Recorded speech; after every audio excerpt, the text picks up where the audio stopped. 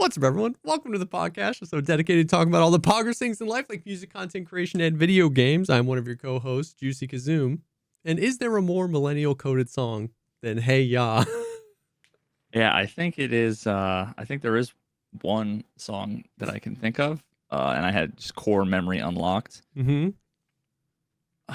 Dude, holy fucking! There's like 9 things wrapped up in this. First of all, what's the name of the song that I was just singing? The one was "Hey Now You're an All-Star." Yes. All-Star. Yeah. Now, Hey now, you man out there. do you remember what it was that like made that song blow up? Smash Mouth All-Star. Shrek. Fucking Shrek, my friend. Fucking Shrek. And I'm so glad. So I just double checked. Because All Star is a song that came out on their second studio album, Astro Lounge, 1999. You know what else happened in 1999? Martha's Vineyard, plane crash. John F. Kennedy Jr. died. I was in Martha's Vineyard, chilling on the beach, wondering what all these boats were looking for.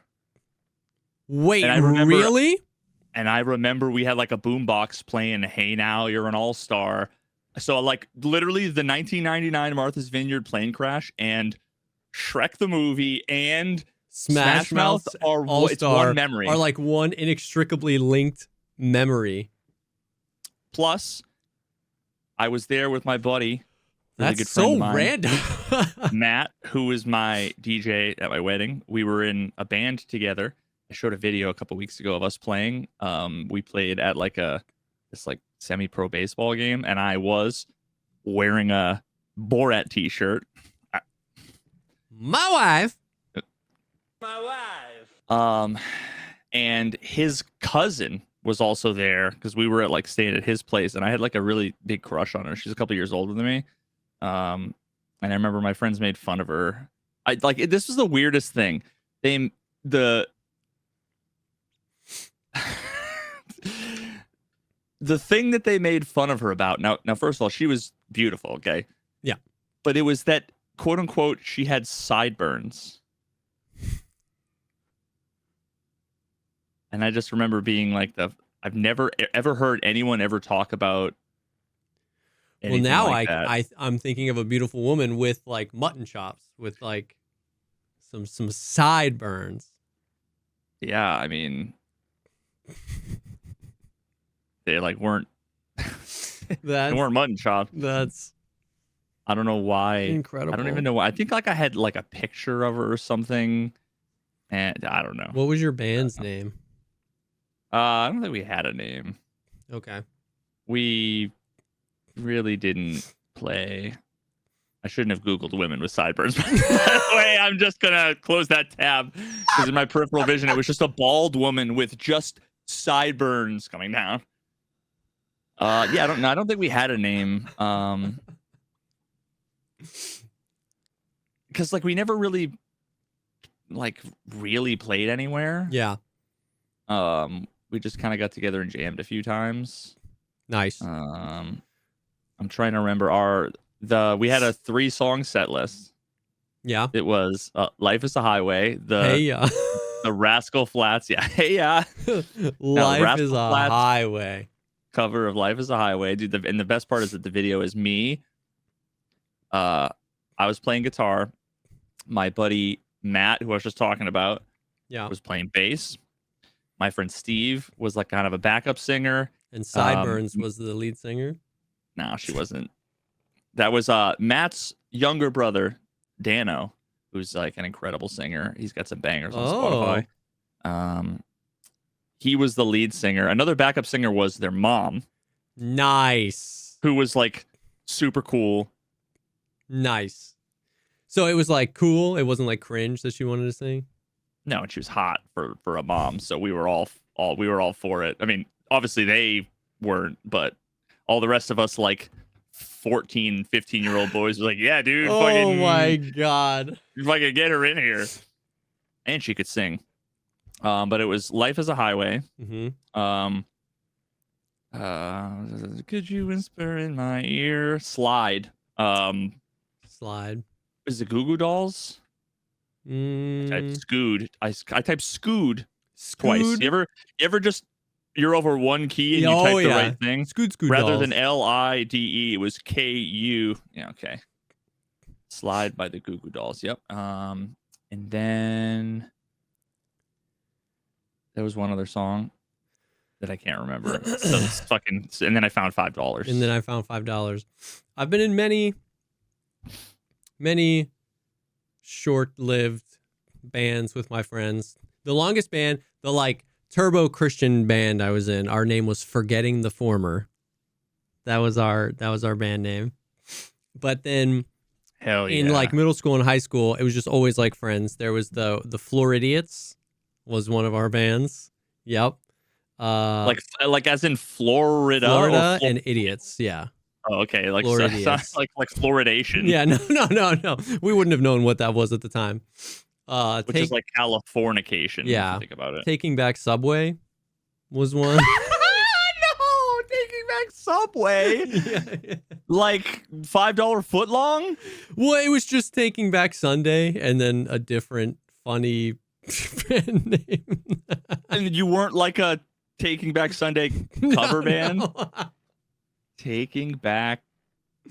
I mean, it was literally just like just a couple of idiots. That was the band. No, it was Bring Me the Haribo. It was Bring Me like the Haribos. That was the band. Taking Back Subway was the band that like a month we were like practicing like 3 times a week, and then like a month in, every practice slowly became just us playing Gears of War at our friend's house, and then the band just fell apart because then it just became us hanging out to play Gears of War. Yeah, bro, that was what? Are you okay? I went through the whole in my head. I'm gonna ask a question, but then should this be a thing for a PP? Do I want to ask the question? Maybe I should. Oh no! I was gonna basically ask you if you were allowed to play Gears of War. I mean, definitely wouldn't have been. It wasn't at my house.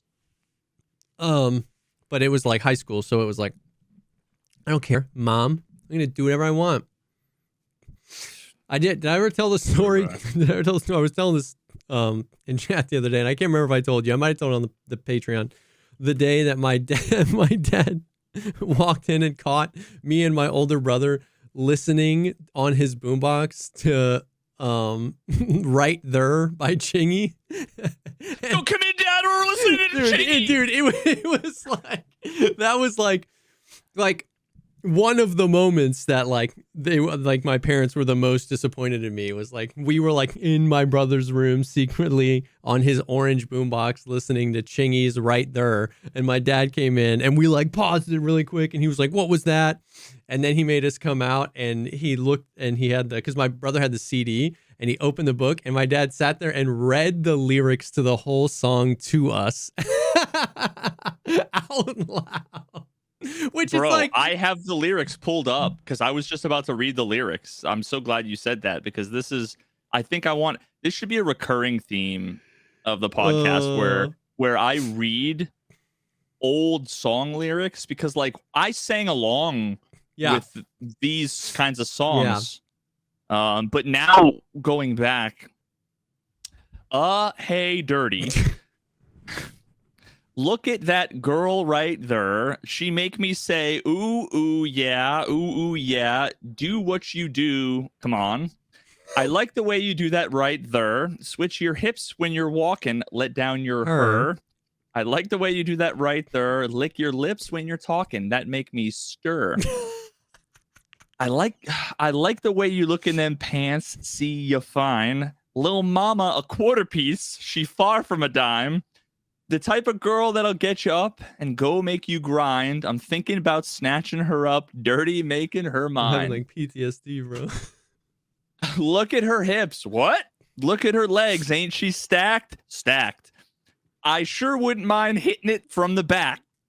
Dude. I like it when I touch it because she moan a little bit. Jeans sagging so I can see her thong a little bit.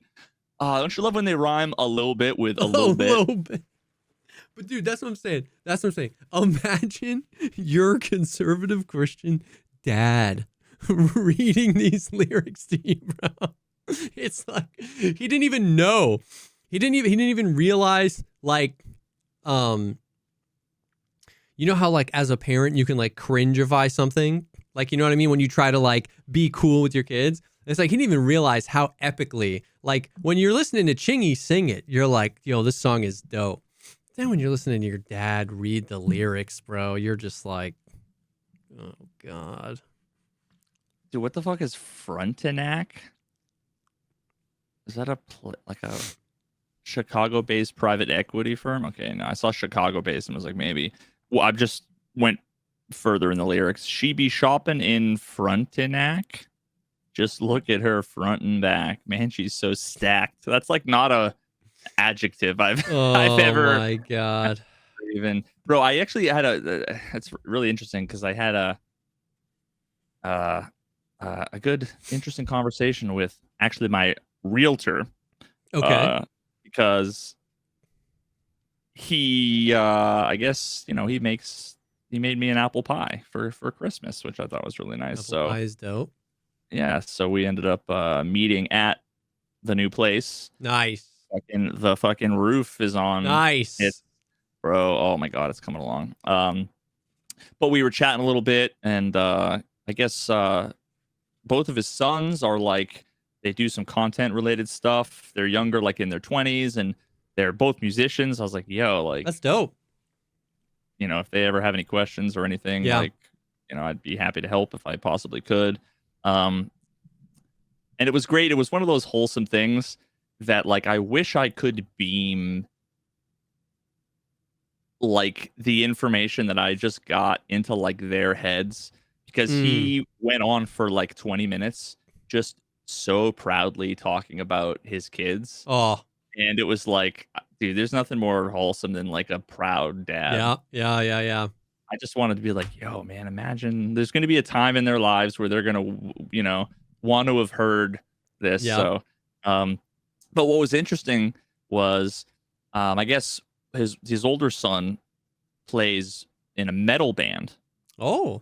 And he's just like, probably a 50-something-year-old white boomer guy. Yeah. You know what I mean? Like, so he's not exactly in touch with like the metal scene. Yeah.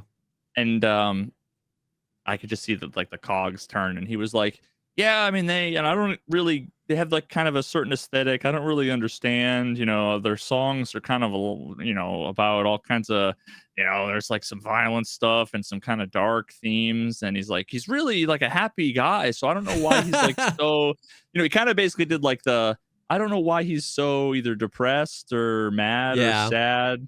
And I had to be like, it's not necessarily, the case that like if you make music of a certain theme, that doesn't necessarily mean, well, I mean, first of all, if it's like a band, it's not even the case that he even wrote the song. Yeah. But even if you do, like, I've written songs with themes that are like not almost like you read a movie, right? Yes, like, exactly. Not every movie is like a fucking biography, like an autobiography, documentary, right? Yeah. Like something about art and being able to kind of explore and express other kinds of emotions and experiences that you might not have. Yep. As like a creative endeavor. For sure. 100%. But I just thought it was a really fascinating. But that is such like a parent thing to do, to be like, well, what are your songs about? And then be like, oh, are you okay? You know what I mean? Okay? And it's like, yeah, man, it's just 100%. Because like a super easy way to flip that is like, you like listening to music about things that you haven't necessarily occurred in your life, and you might connect to that music, you might feel emotional at that music, and it's like, you don't have to have had the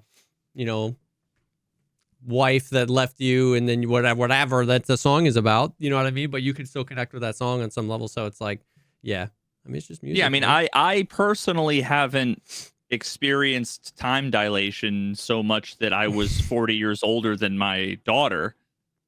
No, sorry, 40 years younger than my daughter. Yeah. But I still cry when I watch Interstellar. Okay. Yeah. Like, I don't have to have experienced the thing. Oh man. You are Matthew McConaughey. I fucking wish. All right. Dang. Well, how you doing, man? What's up? What you got going on? Brother, I'm tired is what I am. Yeah. I didn't stream for the last, I don't think, 3 days. And I spent the last 30 or 40 hours just grinding. It's so On the video, I'm assuming. on the video. It's, oh my God. It just, first of all, it never ends. Every day, a new thing happens. Yeah.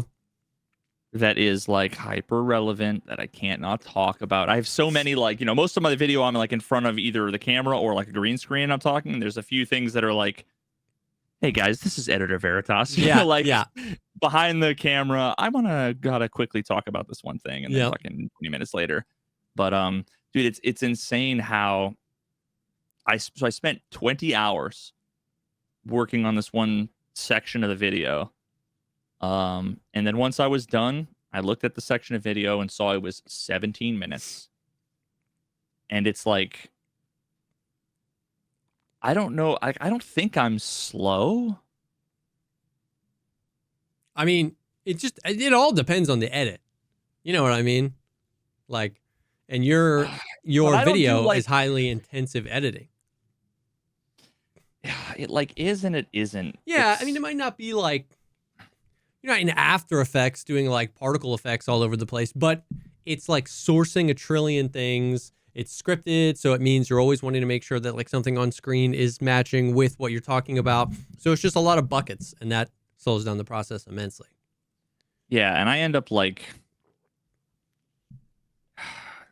I don't know. I feel like ashamed because there's no real fancy graphics or anything, but it's just like, 10, 15, 20 seconds of video, dude, can just take so long to do because like you want to show a quote from a paper. So I gotta like pull up the paper, and then I actually end up like screenshotting it, pulling it into Photoshop, adding some effects like one of my new favorite effects that I've been liking the look of is posterize. Oh yeah. Where it just almost like washes it out. It almost looks like photocopied. Yeah. Which is kind of the look I was going for. And it's like pull it in there, and then sometimes what you end up with is like, sometimes you'll read like a paper or an article or something, and it'll have like 3 columns of text. Yep. And you're supposed to like read it like this. Well, sometimes the quote is like on the lower right hand and then in the upper left. And I like hate the way that would look if I try to make it look good. So what I'll do is I'll usually snip out that bit, the other bit, put them together. But then it's like, I want to put them back in context with like so then I'll almost basically manufacture like a fake version of the thing just because. So it looks like aesthetically better. And then, of course I want to add like a nice outline and some shadow to it. And then, now I'm done with one image, and there might be 7 or 8 quotes. A lot of times I want to do like a highlight sort of effect. Yeah. I mean, what I want to do, I can't even justify it because it would make it even longer. I would love it if like while I was speaking, it was like actively highlighting it. Yeah. The problem is that like that takes forever. Yep. To go word by word by word by word. Yeah. There's got to be tools out there that make it. I'm sure, but if you don't know what those tools are, you end up in that spiral where you spend so much time looking for the tool that you could have done the thing, and both of them, looking for the tool and doing the thing, are longer than you want to spend on the thing anyway. And it's like, yeah. Yeah, and usually what I end up doing is like, I get the text, whether it's in Photoshop or whether I actually manually type it in, on Premiere. Yep. And then like slice it up such that I'm actually like cropping. Yeah. Word, and then scrub until I say the word, and then cut it, and then just so that it's like while I'm talking, it's like because that's such a cool effect. But it's like it takes a bajillion years. Yeah. And then of course you want to keyframe the like, it's not just a full screen thing. I want to kind of have it do the whole like, Yeah. that kind of effect where it's like at an angle. So it's what is that, skeuomorphism, Something right? like that, it makes it look like it's the thing you're trying to represent, right? Like a piece of paper. And it just takes like an absurd amount of time, and I always end up feeling like it's not worth it. And that's perfect timing. So yeah, just to like give you an idea of a couple of the visuals, like here. So I mean, this stuff doesn't take much, right? That's nothing. Most of this stuff is actually pretty simple. Cutting up clips is like pretty simple. But like this. Yeah. Yep. Yeah. So like that kind of thing. And it like doesn't even like, I don't even like love the way it looks at the end of the day either. But yeah. It looks better than if I did nothing, but like every now and then I watch, channels like Legal Eagle and a few other channels like that where they do really cool looking things. Yeah. And I'm always like, I'm gonna emulate that next time, and I always end up just kind of like hacking it together. But yeah, I mean, it's tough when you're doing it all yourself. You know what I mean? To compare yourself against, like a guy with a team of professional editors that have been trained and have Veritas slowly descends into madness. Yeah, no, I at one point I descend into a toilet. Skibbity Veritas? Don't think I didn't think about editing. Skibbity Veritas. Yes, I bro. thought about it, dude. I thought about it. But yeah, it's just, oh god, it's like, it's just so much work. It's a lot. I just can't wait to be done. I just can't wait to be done. You gotta like cold turkey. It's owning my life, bro, right now. That's what I'm saying. You gotta like cold turkey the internet. You gotta just no moss until it's done. Yeah, I mean, even if I do, it's still just like so much. Oh, for sure. But I just mean like so you don't add more. So because every day something's gonna happen. And then you can just do like a big at the end. You can be like, and this isn't even. These are all the things that happened since I stopped looking at this shit. Yeah. I'm excited though, man. I'm excited to see it. I know that you're in the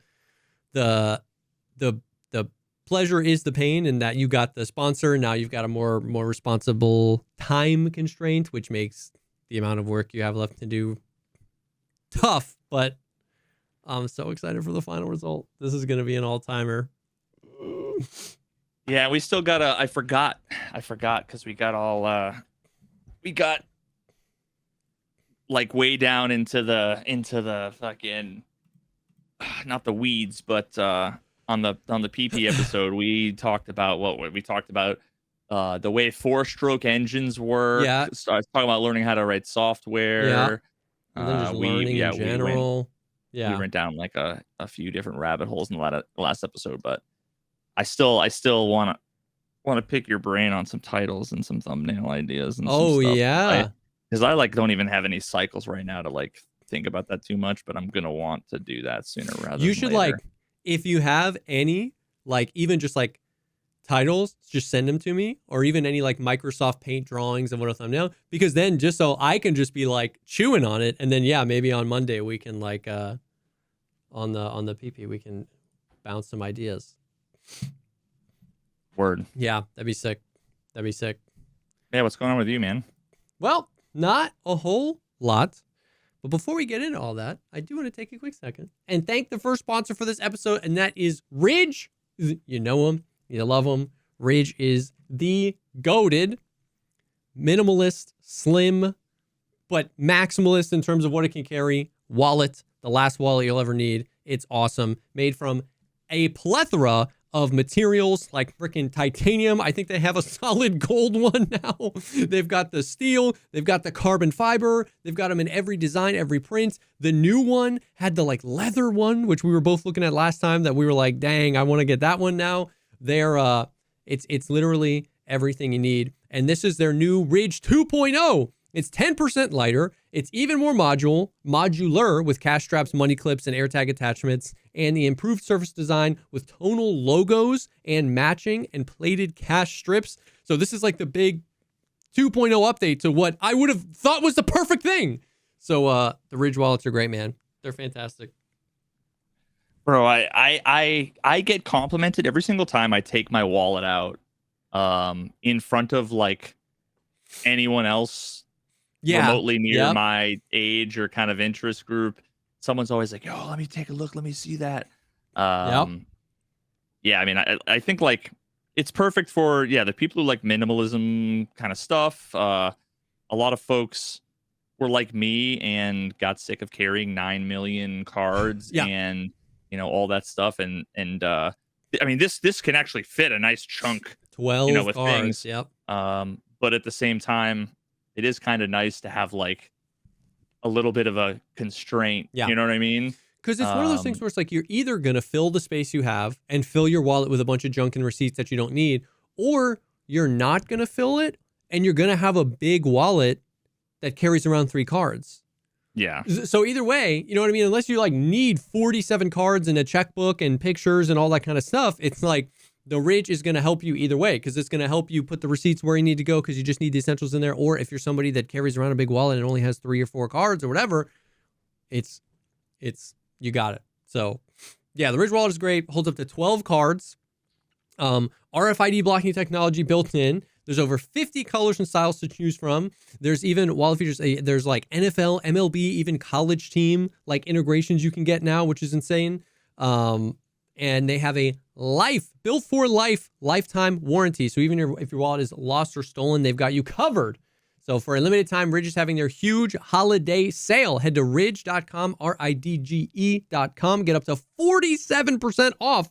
This is by far the biggest discount they've been given all year. That is ridge.com for up to 40% off during the biggest sale of the year. After you purchase, they'll ask where you heard about them. Please support our show and tell them that we sent you. Thank you so much to Ridge for sponsoring this episode.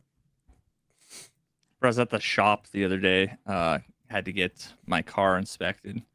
And the guy at the front desk, when I pulled out my wallet, he's like, yo, that's sick. I used to have a wallet like that, but then I ended up getting another one, and then like it fell apart. And I'm like, so why did you not go back to the other one? Yeah. That's funny. But actually, this is related to one of the things. I just asked you what's going on with you, and then now I'm going to jump in and say, tell me what's going on with you. Car inspections are in New Hampshire going away. Yeah. Did I tell you about that? We talked about it a little bit, because that's such a foreign concept to me, because in Florida, they don't care what you're driving, bro. Yeah, and I don't know how to feel about it yet.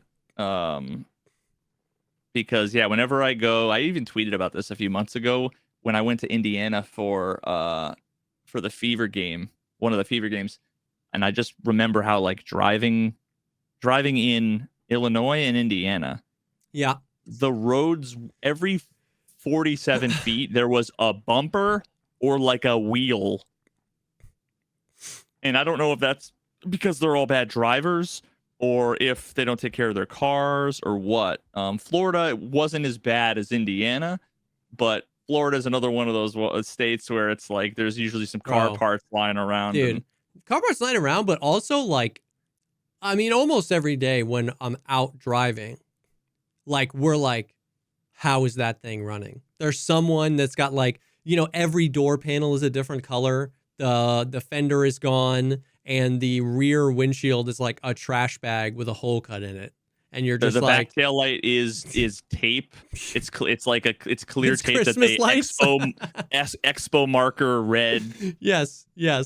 And so it's like, it's like from the, I could understand how annoying it would be to get the inspection. And then like, what happens when you fail the inspection? When they inspect the car, are they like, this is broken, you're going to fail until you can fix this thing? Yeah. Yeah. Every year it's like the Russian roulette where you hope you hear the click and not the bang. Cause you bring it in, you pay $45 to get the inspection, and they go, your brake pads are, too low. So you fail the inspection, you have to go and get brake pads put on, bring it back and have them inspected again. So if you get pulled over, Is the cop like license, registration, and inspection? Do like So there's a sticker on the front windshield that has the number. So it'll say like 11. For me, my birthday's in November, so we like register our cars and get them inspected basically in like your birthday month.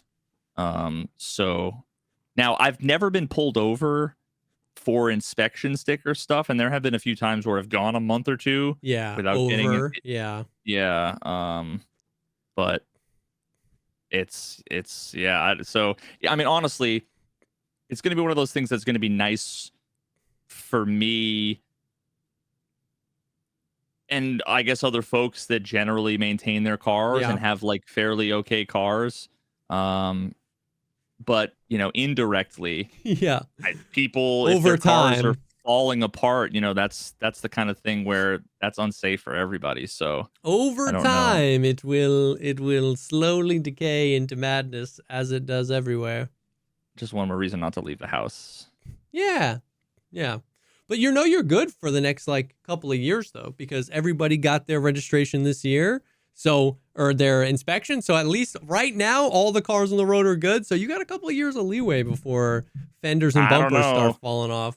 There might be a bunch of cars that have been sitting in like backyards. Yeah, in backyards. That have not been on the rent. People might be like, hell the yeah, dude's brother, been restoring his cables. freaking Miata for 20 years. He's pulls the thing off. Yes, bro. Woo, woo. Yep. You've seen that, right? Yeah. That's funny. It's such a foreign concept. There was like when I lived in South Carolina, I had to pay like taxes on my car too. I didn't have to you don't have to do that in Florida. Taxes, huh? Do you have like a car registration? Yeah. We have to register every year. But like we had to pay, I don't remember what it was called. What was it like yearly car tax? You had to pay a tax on like based on the vehicle. South Carolina's annual vehicle tax is a county level property tax calculated on the vehicle's fair market value. We should pay that every year. It's like a tax on the car. That was weird. Don't have to do that in Florida. I think this is something that everybody can agree with, no matter what your politics are. Florida sucks. I mean, obviously Florida sucks, yeah, but man, I wish I could know, like, get a real breakdown of like where a dollar goes in terms of like tax revenue for like services, and because like people can debate all the tax related economic stuff all they want, but like there's kind of two variables, right? There's what your tax money's spent on. And how much tax you pay. Yep. Right. If the amount of benefit you got from a dollar doubled, that's the you could argue that's the equivalent of your taxes got halved, cut. Well, I understand what you're saying. It's similar in a way. All we know right? is what we don't want our tax dollars paying for, but we have no idea what. You know what I mean? Like which, you could go down that rabbit hole. Which I find funny, but. I mean, like, I'm so far away of like, if X amount of dollars I pay at the end of the year, like ultimately averaged out over like, Florida or whatever, like, where does that go? How much of that goes to like roads? How much of that goes to public schools? How much of that goes to, I don't know, I don't know what else it would go to. I'm so stupid when it comes to I mean, but you see how much is that going in DeSantis' pocket? You see there are places that either have like terrible roads or there's all that stuff that we've been hearing about over the last week or two. When I was at the dentist, I'm always like, turn on the news. I want to be fucking depressed. I want to cry while you're working on my mouth. And one of the things I saw was there's some state, I don't know if it was Michigan or Wisconsin or something, but like everybody's water is just like brown. Yikes. Like turn on your tap, it's brown. Fill up the bathtub for your kid, it's brown. Like it's bad. And the most depressing thing is that like all the, like politicians in charge, they're all basically like, yeah, it's gonna take 2, 3, 4 years to like figure this out, and it's like, what the fuck? Like what are we paying? Yeah. Yeah. Yeah. And of course you can argue that why am I paying this money? Don't tax me anymore if you're not going to do the thing. But then of course there's also like the other side of it, which is like, if I'm paying what I'm paying, fine, just like make it go further. Yeah. Like put it towards shit. It's kind of like charities. You donate to charities, like you never really know. How much of the dollar I'm giving is going to like the food in the dog's bowl. Yep. Versus like paying the high school intern to be on TikTok at the front desk. You know what I mean? Like what? Yep. And it's like, and it's also complicated and obfuscated from us that it's like, it feels like a never ending rabbit hole you'd go down. Yep. But you don't have to get your car inspected anymore. And that's $40 a year saved. Your taxes just got lowered $40. Yeah, it's not even the $40, really. It's just the inconvenience of having to schedule it, and then the having to worry about some annoying bullshit. Yeah. It's like, what type of inspector did you get? You know what I mean? Like somebody who's just like, your brake pads are a millimeter out of whatever. Or, yeah. Well, that's cool. Yeah, Dude. So what's been going on with you? Tell me all about your life, how you're feeling, what's your blood pressure? Blood pressure's good, 120/80. Feeling pretty good. I really hope those are the good numbers. I actually don't know. Dude, I said millimeter, and that just reminded me of this crazy fun fact that I learned the other day, and then I did the math because it sounded stupid, and it's true. Okay, you know how... Wait, did Jesse discover the metric system, or... What if I was like, dude, you just multiply it by 10, bro? What if I was like, dude, have you heard of a freaking kilometer? There's 1,000 of them, dude. That's way easier than 5,280. No. Do you know roughly the size modern transistors are? Because we hear about transistors all the time because they're really important to electronics. And we hear about, billions of them being in your iPhone's processor. Millimeter. Current? Picometer, femtometer, current? Yoctometer. What was that last? Octometer? Yocto. Current transistors are roughly 3 to 5 nanometers thick. 3 to 5? Google it. Okay. Hold on, before you do that, give me the camera again. Modern transistors are roughly the width, the length your fingernail grows in 3 seconds. Well, that's not the most arbitrary. Yeah, I know. I don't know. I heard it was the craziest thing. But then I freaking Googled it, okay? 4 nanometers. Okay.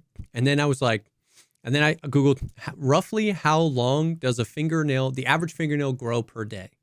And it's Wait, you did the math? I did. Well, yeah, because I heard it. And then I was like, that's not real. It was the most arbitrary fun fact ever. But then I heard it and I was like, that sounds so stupid. I'm going to do the math. So then I Googled how much does it, and then it said 0.1 millimeter.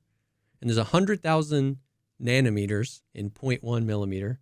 And then you just divide it by 24, divided by 60 divided by 60 is how many per second, and it's your fingernails grow on average 1.13 nanometers per second. So it's like 3 seconds, you're at 3 nanometers. Like not knowing how, not like really appreciating how small that is. Yeah. I'm just picturing like yeah, exactly. Exactly. It's almost like it makes you aware that your fingernails grow. When you look at them, you're like, that shit's growing right now. Yeah. Like you could ideally stare at your fingernail for enough time that you notice it's longer than when you started. Like if you put a little like... Yeah, you could also do that with like your child. You could stare at them for long enough time that suddenly he has his driver's license and you wouldn't really notice a difference at any given point. Yeah. So okay. Dodo bird. Okay. Okay. We're Shrew. going in. Yep. A square inch. A glass marble. The audio listeners are really confused. You know, that's funny. Like, especially given with the house stuff, like I am all in the mindset of like square inches, square feet, you know, like all that stuff. Yeah. There's something about seeing it as a square that made me think of like it's not a round inch. It's a square, it's a square inch. Yep. There was something about that I'm like, what the fuck is a square inch? Oh, It's a square. like, yeah. Mm-hmm. Mm-hmm. Okay, sleet, sunflower seed. What the fuck? Duckweed. Duck.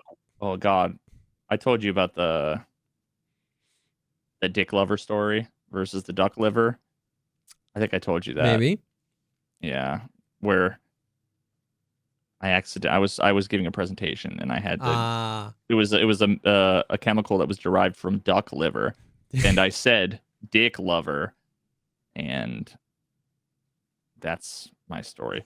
Dust mite, human egg. Okay, wait. Skin cell. This thou shalt not.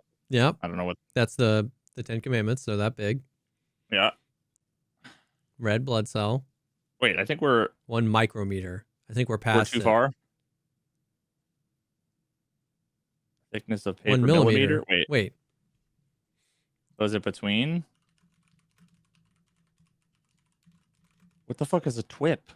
Why are they making this shit up? X chromosome, Y. Yeah, a chromosome. nanometer is in between micrometer and millimeter. That's 10 to the negative 6. And that's 10 to the negative 3. Somewhere in between. But it's definitely smaller than a millimeter. Probably close to like human hair. Oh, maybe, yeah. Hold on. I need to find out where yoctometer. Average thickness of human hair. No, I don't want the AI. It's between 50 microns. There's a femtometer. Oh yes, the range of the weak force. Attometer. Dude, there's yocto or yada. Septo. A quark. There's yoctometer. Yoctometers. 10 to the negative 23. This is apparently how big Veritasium is as a channel. Yocto? A neutrino. Whoa. Bro. You've What's seen this, down right? here? Yeah. What's the down smallest here? thing? My guitar picks. The plank length. This is like, I can say this out loud without knowing what the fuck I'm saying or what it means, but effectively the plank length, like the way I've heard it described is it's the distance for which anything smaller is like nonsensical. They just drew a line in the sand. No. I think like there's some kind of mathematical reason why like that's the smallest unit. Plank length. No, not plankton. Is an extremely small fundamental unit of length derived from universal physical constants that marks the scale where quantum mechanics and general relativity intersect, suggesting it's the shortest possible meaningful length. Which is like it's the the Planck length is the wardrobe by which you go into the quantum realm. The Chronicles of Narnia wardrobe by which you access the quantum realm. The Planck length. I guess where our current physics breaks down and quantum gravity effects dominate, possibly revealing quote unquote quantum foam in space. How much you hate the quantum foam, dude? Yeah, what the hell is quantum foam? Dude, have you heard about the crazy shit that they've like recently discovered about foam? About the universe? No, like I might have fallen for like a bunch of YouTube like clickbait kind of stuff. But like, and for all I know, this is like a cluster of videos that sort of came out recently where we've basically made a bunch of observations about the structure of the universe that don't make any sense whatsoever. Hell yeah. With like our current model, which is like the most exciting shit. Like, you know, it's so funny when like the fucking pseudoscience people, they always talk about like, oh, you were wrong, huh? It's like we didn't lose. Exactly. We just are on the precipice of learning some incredible shit. Being wrong, you know is what I the mean? best. Like, but yeah, so you know how like at a big enough scale, when you sort of zoom out, here's a way to explain what I'm about to say. You know the popcorn ceiling? Yes. You ever seen like the shitty, annoying popcorn ceiling that everyone hates? So if you like get real close and look at it like this, right? You can like pick out a little bit of a, you know, there's like 3 or 4 in the upper right hand corner, then there might be a little gap, right? Like it's you know, there's enough like sort of chaos in there where it's not uniform enough, right? Yeah. But then when you zoom out and you look at like the whole ceiling, you'll see it's like it's all averaged out. It's all just pretty much uniform, right? You know, like you'll have a small gap and then a big gap and then a big gap and then a small gap. But like when you zoom out and look at that, it's just popcorn, you know, consistent-ish. Yeah. That was sort of the understanding or what we assumed the universe, the structure of the universe was. Okay. And what we found was like some weird shit. Yeah, dude, I think I watched a video. I think Kurzgesagt did a video about this recently. We found like patches of nothing bigger than we thought we could find and like stuff. And so there's something crazy about like looking at this like weird what do they call them? Like not strands, but damn it, I don't know the terminology. It's just so fascinating to think of this like kind of macro structure, not strings. I'm talking about on like a cosmic fucking scale. It's just so fascinating seeing the structure and kind of shape of the universe as it was. But here, let me pull up, because the picture that we see now is wild.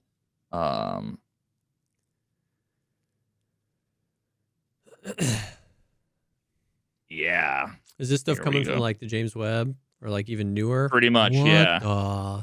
So like, bro, there are these like, and the scale of this is like, like the universe.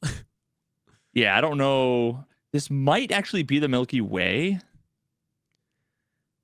What the hell is that? But it also could be like, you know, on like the super cluster sort of level. But dude, you see these like crazy vertical. Yeah. Because like a lot of things tend to arrange on a, you know, on a plane. If you think about like Saturn's rings, for example, right? Yeah. And that, you know, when you understand the way gravity works, that makes sense. But then, so you can almost see like, you know, this kind of cluster of things here. And then, you know, like when you picture a galaxy, right, you kind of picture like a sort of a plane, a sort of flat-ish plane, like orbiting around some. But then there are just these crazy structures that are strands that are perpendicular. Space like worms. What the fuck are we looking? Like, what are we looking at, dude? Astrum, by the way, is a really, really cool channel. I want to know how these fucking people, like, how they get all this data and the visualizations, because like you can't find them anywhere. Do they just like, are these YouTubers have like ins with these? Yeah, dude, I don't know. NASA shills, unironically. That's, dude, I love that stuff. I can't wait to find out some crazy shit about like that. I can't wait. I dude. love that stuff, man. Oh my gosh. Yep. That's dope. I was just thinking about how like this is like the science fiction thing that's going to change, that would like, that no one would really think about, but that would like change things, that I think we'll probably see in like 20 or 30 years. We already have like wireless everything, right? Yeah.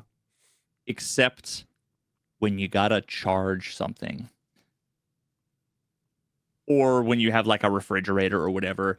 I just imagine there'll be some breakthrough with some kind of like Wi-Fi charging, kind of technology where you can just walk around and your devices will just have almost They'll be like, like charged by the like cosmic background radiation of the universe or something. somehow Like, we're gonna like AT&T is gonna figure out how to harness the Gaia life force of the universe, and they're gonna just turn it into Wi-Fi receivers or whatever. yeah. If we could just figure out how dark energy could charge everything, there's a lot of that floating around, right?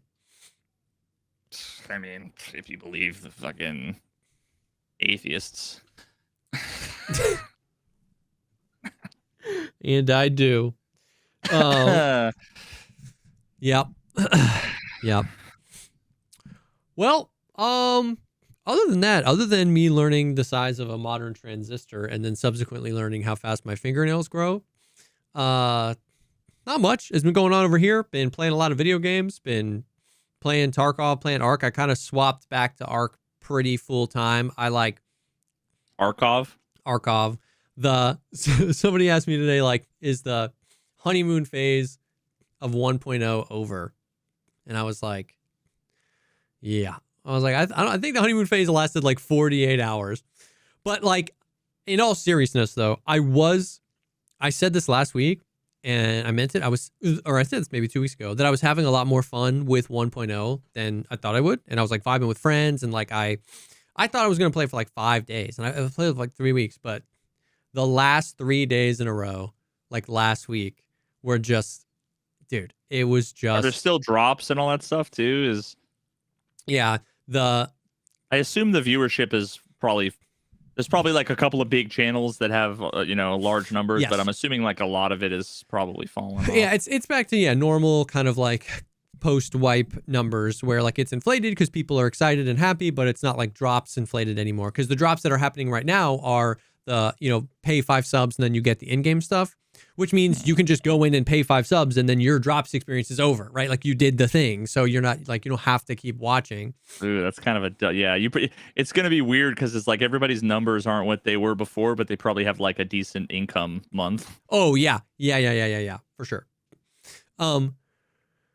But the last like 2 or 3 days of me playing Tarkov, man, was just like the queue times are getting longer. The rubber banding and server things are getting worse, not better. I did like a 45-minute labs raid where I like juiced up and I found a bunch of quest items I needed. And then I survived. I survived the raid, got back to the stash, and the raid just never happened. Like my whole kit was there, just normal, no loot, no nothing. It was just like the servers have been going down. It was just everything. Moving errors. Like we died to a bunch of cheaters. Like it was just. It's 2023. Yeah, all over again. And I know, and I know that like I've been playing Tarkov enough to know that I don't think it's necessary. I don't think any one of those things is necessarily getting worse, other than I think like the rubber banding and the desync. Like I think their servers have been really strained. I think that has been getting worse since the wipe. Everything else is just in a vacuum. You take any one of those things. Like let's take cheaters. We've both played Tarkov long enough to know that the way that works is like some days you just get cheated on 10 times. And that doesn't inherently mean there are 10 times more cheaters. Like a lot of people will go like, oh my God, the cheating is so bad right now. Like every raid is random, right? It's like a boss, 20% chance you run into the boss. That doesn't mean 1 in 5 raids. You could go 11 raids in a row without finding them. And that's kind of how it is with cheaters. So like, it was just, the problem with Tarkov is just that there's 11 of those things. It's not just you have a bad day with cheaters. You know what I mean? It's like you can have a bad day with the servers, a bad day with the cheaters, a bad day with the audio, a bad day with the server disconnects, a bad day with the moving errors, a bad day with the, and it's like, and so because there's 11 different things that are all like RNG, you can get a couple days in a row where like they all just like fuck you for 6 hours. And I had like 3 days in a row where it was like that. And I just kept asking myself, like, why am I playing this? Like, I want to be playing Arc Raiders. Arc Raiders is out. I'm mad when I play this game. And so it's like, I know, so like I had said, a lot of the vibes in the community are actually really positive right now because a lot of the negative people have other games to play. I know people are really enjoying it. Every day I've had people come into my chat when I'm playing Tarkov that are like, dude, I used to watch you all the time. I just fell out of Tarkov. I haven't been in so long. Like I came back from 1.0. Like I'm loving it. How are you loving it? And it's like, man, I love that. Like I want the vibes. I want to delete 8,000 hours of Tarkov and I want to go back. Like I really do. I want to go back to the person I was when I could just like overlook all the bullshit because I was just having so much fun playing Tarkov. I would give anything to go back to that. But I had like 3 days in a row and I felt myself like being pulled back into the darkness where every death was this like super like visceral. I didn't even think, just like this super sarcastic, super bitter. Like I'm not mad anymore where I'm like, God damn it. Like I'm not like yelling. It's just it's worse than that because it's past that. It's the just vitriol of like, this is the fucking literal worst game in the world and freaking idiots make it. And then I'm just like, I hate when I'm the type of person that says that. I hate that I'm the type of person that reacts that way. Like I can close my eyes and I can see 2021 Jesse where like, no matter what happened, I'd be like, it's all good, man. GG's, like whatever. Like let's go. Like, and I miss that guy and I wish I could go back. I would give anything to go back. And I was having fun for a couple of weeks playing Tarkov. I really was. Deep down under the bullshit. That game is magical. It's a magical game. But like, it just, and so I'm so glad that I was able to just like have a switch to flip. Where it was like 3 days in a row and I was like, why am I doing this? I'm just like, I texted him. I was like, dude, Arc Raiders next week. And he was like, yeah, I'm playing every day. I was like, let's do it. And all week this week I played Arc. And it's like to 27% of the viewership, which is frustrating, but I just can't. Like, you know what I mean? I can't. And so, no, but let me ask you, though. Go ahead. With that kind of transition, the 27, and I'm sure that was an arbitrary number, right? But like 27% of the viewership isn't 27% the income. Correct. Yeah. Right. Like, you might lose like 5 or 10% of your subs. Yeah. Yeah. But like, yeah, it's more than 5%. It's been a crazy year for me because like, December 2024, the wipe came out and I was at my lowest point with Tarkov. The wipe came out 3 weeks into playing it. I was like, fuck this. And in January, I went to play Delta Force, for like a month.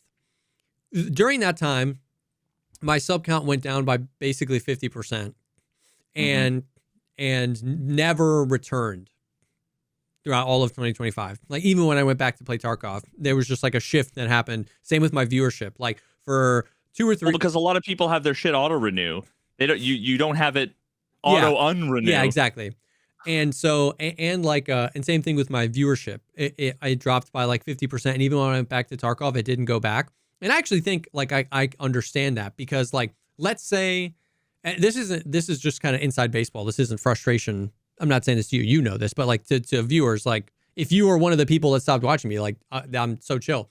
But like, I know that I'm a lot of people's favorite streamer, but way more than that, I'm probably a lot more people's like second favorite streamer or third favorite. Like that's how it works, right? Like everybody has someone that like when this guy hops on, you go watch, but before that guy hops on, you're watching somebody else. And so I think I kind of fit that role for a lot of people where like in my time slot, it's like, maybe Glorious had hopped off and Landmark's not on yet. And so people are watching, me for a little bit. If I'm your third or fourth or fifth favorite streamer and I go play Delta Force for a month, it's super easy to find a different fifth favorite streamer. And then when I come back to play Tarkov, you're probably just in your new cycle where like when Landmark comes on, you're going to watch him. But before then, you're watching Desmond or Ali or Cool D now. You know what I mean? And so that it's easy when people who love me and I'm their favorite streamer, if I'm not playing a game that they vibe with, they'll go watch someone else. But when I come back to the game, they're like, yo, Jesse's back. What's up? But those are the people you lose, the people who you're third or fourth or you're their fifth streamer. So I get that. So I kind of like rationalized that and understood like, okay, like that makes sense. I played Delta Force for like a month, even when I come back to Tarkov. But this year's just been like huge ups and downs because then in the spring, there was the Gray Zone. They did like 4 weeks of drops and my shit went nuts. Like 1,500 viewers a day. They did a sub for drops thing. It went insane. That like carried me through the summer. Then it was just like plummeting. I was playing Tarkov. I was having a terrible time playing Tarkov. The viewership wasn't that good. So then I went back. So the end of the summer, like August, September, October, before Arc came out, I was just playing anything. I was playing Arena Breakout Infinite. I was playing the finals. I was playing like Active Matter when new games came out. And once again, loving that, enjoying that. But, you're playing that to like 50% of the viewership of Tarkov. And when I play Tarkov, I'm at 50% of the viewership I was playing Tarkov a year ago. And so it's just like it's almost like not playing Tarkov is when you're like fasting on a diet, hardcore, like torturing yourself for like fitness reasons. And then like getting off of Tarkov is when it's like a bittersweet thing where it's like, I can have like 3 donuts for breakfast and I don't feel guilty about it and whatever, but I've also put on 5 or 10 pounds. Feel good, but it's like exactly that's the thing. Like I've tried to explain to my wife. My wife is like, it's and this is in no way like a woe is me. Like I'm great. Like I still love what I do, even when I have 179 viewers playing Arc Raiders. Like I'm still having a blast. But it's like my wife is like, you should play, like, I know you said you've been enjoying the finals, play the finals, for like a mental health break. And I'm like, you're not wrong, but you're trading a stress for another stress, because it's stressful to like look and be like, oh, I'm at, 20% of my average viewership. I'm having fun playing the game I'm playing, but that's a different stress. So then you can go play Tarkov, and then I'm like stressed about like, I don't like playing this game and I don't like who I am when I play this game. And it's like, okay, don't do that. And then you go do the other thing, and it's like, that's a different type of stress. Now, that stress is a very different stress than like, oh, fuck, we can't make rent this month. So like this level of stress is it's chill. But yeah. So, and then also like, I just kind of dropped the ball big time with like content, like outside of streaming, like making content about like Arc Raiders, like YouTube content. I basically like panicked. Because we talked about in October was the month I posted that Tarkov video that popped off. I got like 700,000 views. And then I posted the Arc Raiders video, and that popped off, and that's got 1.3 million views. And I posted both those videos before Arc Raiders came out, and I had all these plans to post a bunch of Arc Raiders content. And I like panicked because I was like, do I want to make these kind of videos now? Like, so those videos did so well that suddenly it made all the other videos I had lined up to make. I looked at them and I was like, do I even want to make videos like this anymore? That weirdly proved to me I could make other types of videos and that they could do really well. Yeah. And that happened right as Arc Raiders launched. And so I kind of like, I was like paralyzed. I didn't make any content. I didn't make any of the scripted long form content, and I didn't make any of the other content because I was like, oh no, like, what do I want to do? And it's so much easier to just click go live, right? On the stream. Like it's so much like when I'm stressed about like, what type of video should I work on today? It's so much easier just like, go live and then game for 8 hours with my friends. You know what I mean? And like push that problem down the... It's funny that go live is like it's the procrastinate. Like I need to do my homework, but I'm just going to play video games. Go live is the irresponsible thing. Yeah. Genuinely. So like that, so this year's been like all over the place in terms of like what I'm doing and the content and like what I want to be doing. I don't even know. And yeah. But what I do know is that right now, as you're Christmas shopping for everybody in your family that's close to you, you should consider the second sponsor for this episode, and that is Aura Frames. Aura Frames with their best-selling Carver matte frame, which I happen to have right here. Okay, so this is, bam. It is a digital picture frame that looks aesthetically like a normal picture frame. It doesn't look like a freaking sci-fi Star Trek thing. And it can be, I find that this is awesome. You can preload them with pictures. So we were talking about this last time. This is like, to all us millennials out there, to our parents, as we're getting older, we're not around the house anymore. We're building families. We're building houses. We're having babies. You know what I mean? This is like the perfect gift for like a parent or a grandparent or someone in your life that isn't around you anymore, because you can set up like a chain or like an album where like you and all your brothers and your sisters or your cousins can have access to the thing. You can upload pictures. So there's always relevant, recent pictures of your family, of you on the thing. It looks great. It's like the perfect bridge between like an analog physical gift and like a digital one, right? Like you don't just have to give them a gift card to Outback Steakhouse. You can get them a physical thing that you can interact with digitally from anywhere. And they're awesome. They're awesome. Dude, yeah, no, I this year, hopefully my in-laws or my dad aren't watching. Yeah. They're not watching.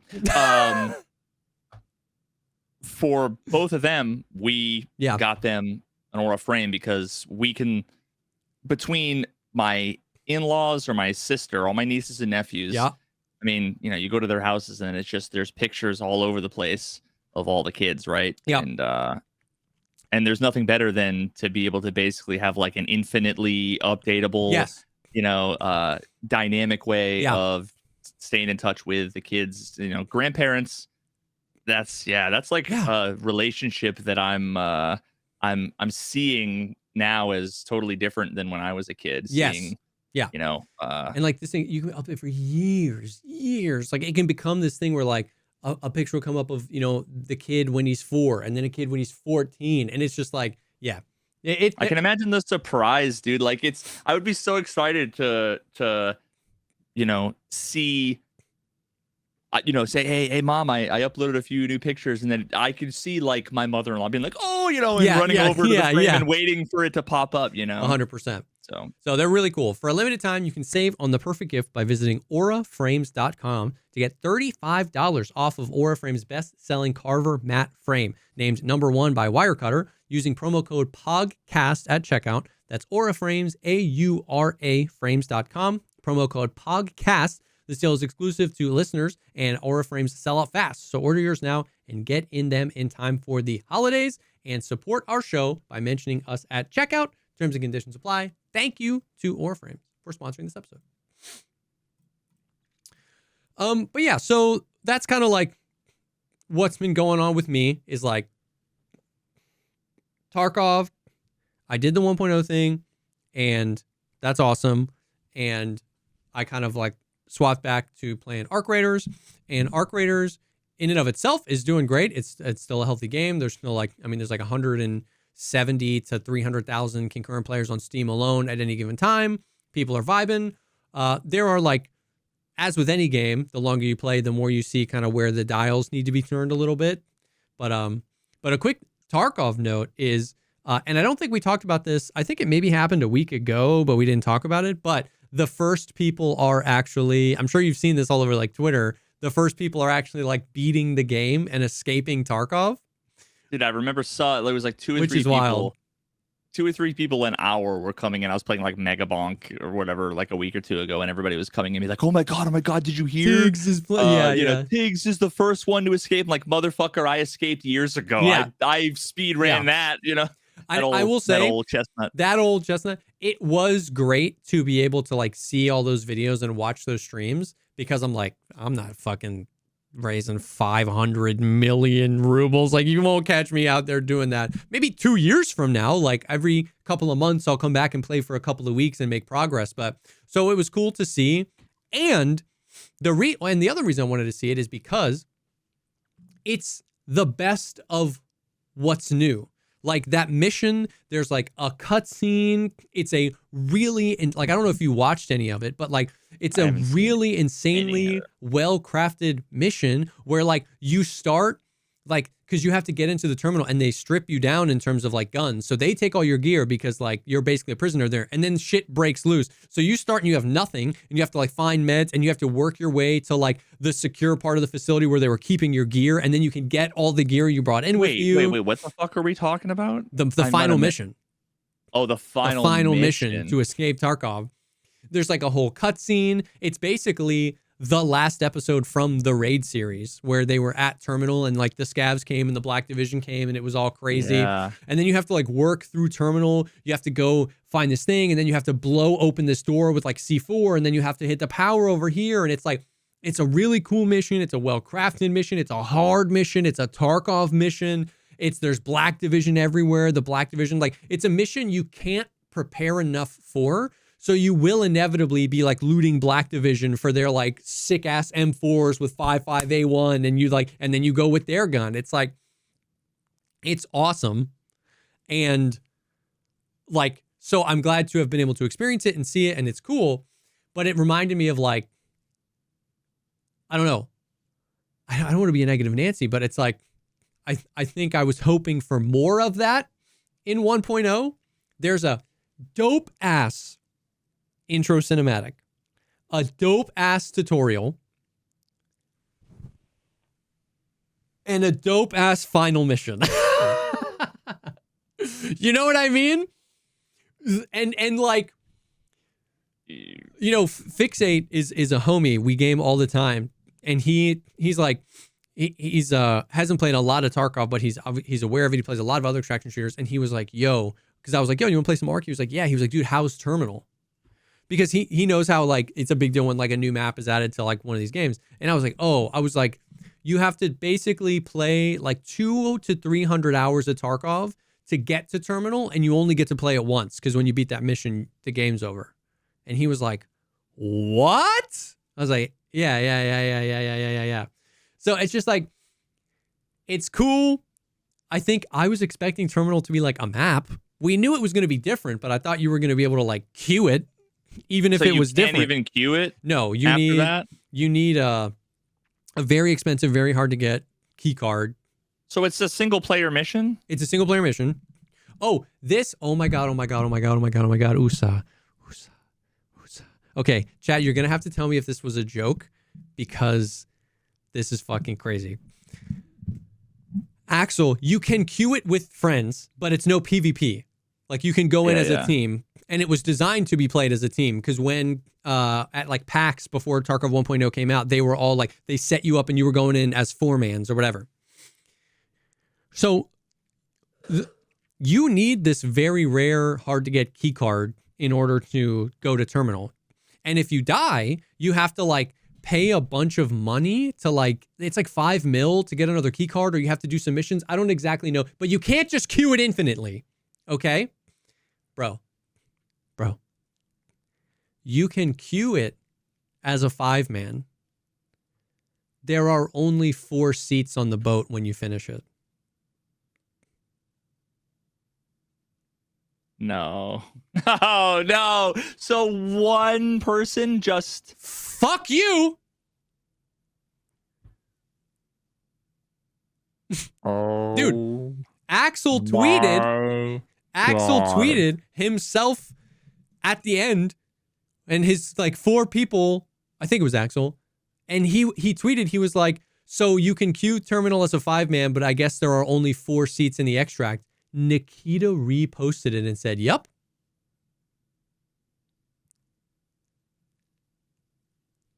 Like, no, that is there's nothing more Tarkov than that. I know. And it's the most arbitrary dick punch ever. It's not like... And everybody that was like, I couldn't look at that tweet for more than 4 seconds, because everybody that was like, that's such a Tarkov thing, I was like, you need therapy. You need help. Like, that's the most like... Were they saying that, trying to justify it? Yeah, they were like, just people were like, oh, that's like, it's like, oh, what a Tarkov thing. Like, that's kind of cool. Like, and I'm like, you need help. You need help. You don't love yourself. and you should, because it's like, that's the most like disrespectful like thing as a game developer. You can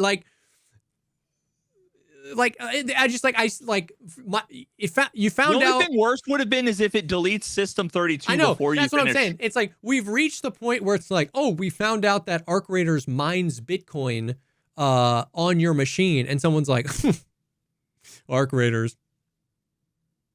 And I'm like, no, there's more to the conversation than that. Like, what are you talking about? Bro, what you just described to me doesn't seem as bad as what Tarkov did. Like, I would rather they mined Bitcoin than waste my fucking time. Yeah. So, like, that kind of shit. Like, when I saw that, I just want to, like, re-release the Tarkov video with just, like, a big punctuation mark. Like a big exclamation point at the end. Because the Tarkov video I made was a 37 minutes of me yapping that was essentially to say, like, they have an amazing game, but they don't know what they're doing with it. And then, like, not only... And all you need to do at the end is be like... Exactly. Not only... That tweet. Was that, like, it would be one thing if it was a bug.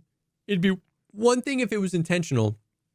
And then it's a whole nother thing for, like, the CEO of the company to be like, yeah. I'm just like, dude, I'm like, what are we talking about here? So that kind of shit, it was just like, I totally forgot about that. So it's just like, it's crazy, man. It's crazy.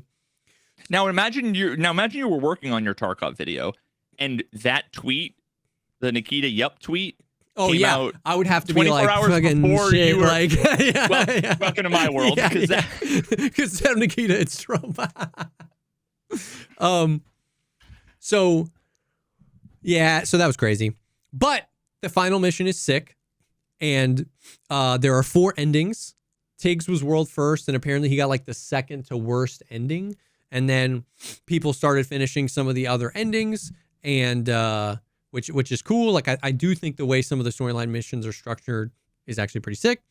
I would have much rather it had been not a group mission, but imagine if it was a solo offline, mission, but like at one point you fucking see, depending on if you're a bear or USEC, the other bear or USEC from the beginning, like intro kind of that whole factory thing where like there was an NPC who fought with you. Yeah, that would be fucking rad. That'd be sick.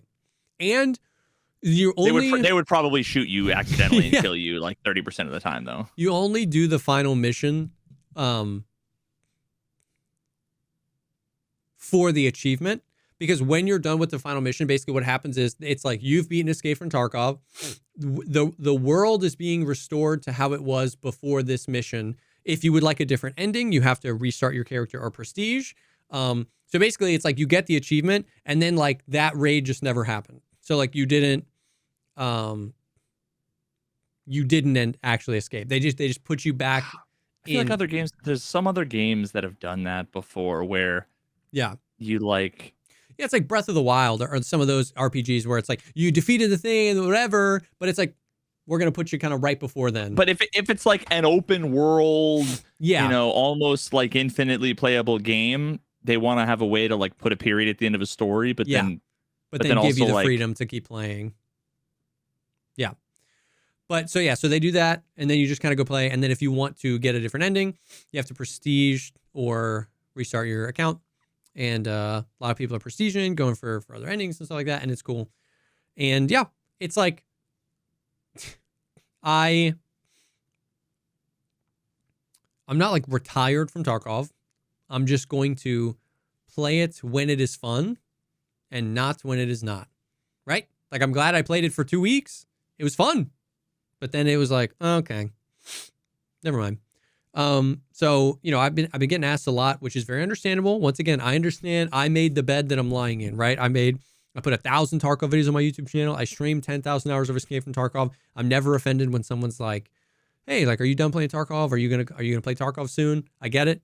But like, I'm not like retired just cause I'm playing, Arc Raiders. But yeah, I was working on a script for another video. I was going to do, post 1.0 video. I was going to do like 1.0's out, the good, bad, and the ugly, and I really had like a lot of positive things to say. I was gonna be like, okay, let's look at what we got. All the stuff we've said on the podcast, where it kind of like bookended the game. It gave you an end to grind for. It gave you a really good beginning. It makes it feel like a game. Like I had some things to say, but the script just, it became a video I didn't even want to make because it was just like, this is so bad. Like there are good things to say, but there is just like I couldn't figure out a way to like separate. Like I'm reviewing Tarkov 1.0 from the position of somebody who bought it in 2018. So I'm judging its final product against what was promised, what was shown, what was told to us from 2018 to now. And yes, and 7 years of AIDS. Yeah. And so when you stack it up against that, there's no way to frame 1.0 as anything other than like a failure. And I love the guys at BSG. I still had fun playing this game over the past 3 weeks. There's still a magical experience in here. It invented a new genre. I based a whole career off of it. Like I have so many positive things to say, but you just like can't completely devoid of emotion stack up. Okay, assuming another person like me played in 2018 and then they heard all these things over time were coming, and then this is what we got. The mountain is just so big of features that were cut, stuff that never happened, overhauls that never happened, optimizations that never happened. But if you bought Tarkov in 2024, the product you're judging it against is probably great. And as someone who bought it in 2018, it feels disingenuous to me to pretend to be someone that bought it in 2024 and be like, yes, 1.0 is a better patch than 16.5. They did good. That feels so disingenuous. So I just kept writing about all the things that were promised and the shit. And then I just, as I was writing, I felt all the qualifications I was going to have to go back to make to constantly be like, well, that doesn't mean like if you're having a fun experience, it's not good or this or that. Like, and I just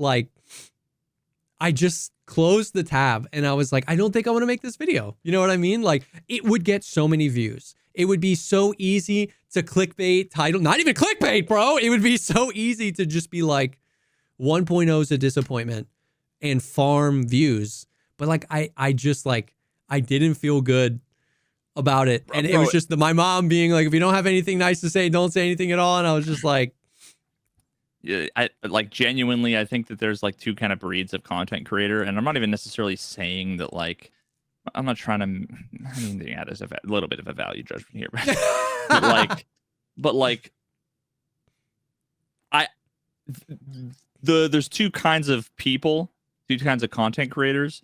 One of them will make way more money and be way more successful. Yeah. But that's the person that thinks these are the circumstances. How can I maximize? Yeah. You know, whatever. And then you just end up with them like gleefully being excited to make a video like that. Yeah. Kind of without any, like with no empathy and no shame at the same time. Right. Yeah. And then you have the other half, which I think we both fit into this category where it's like, if it doesn't feel right, it's not worth it. Yeah. Yes. Which is like, which is like objectively stupid. Yeah.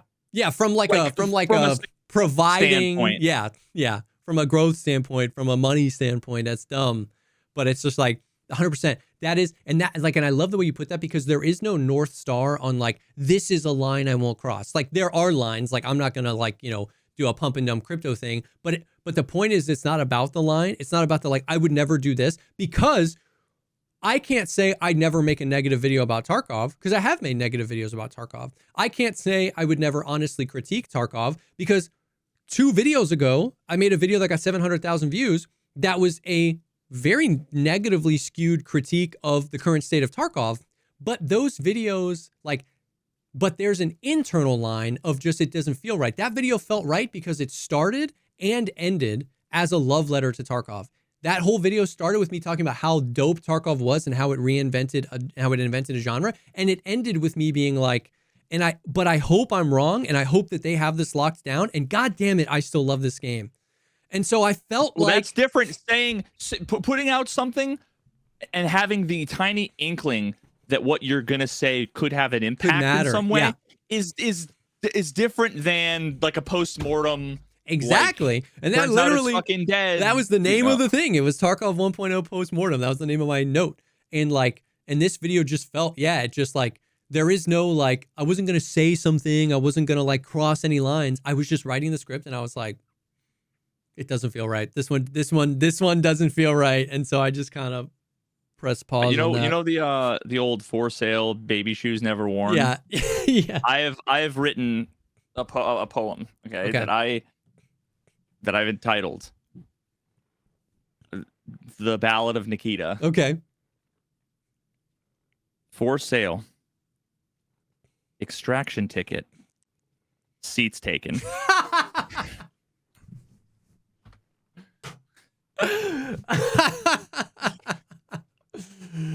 Perfect, bro. Ship it. Veritas, Michael Scott. Yeah, Wayne Gretzky. Yeah, J.R.R. Tolkien. Oh my god.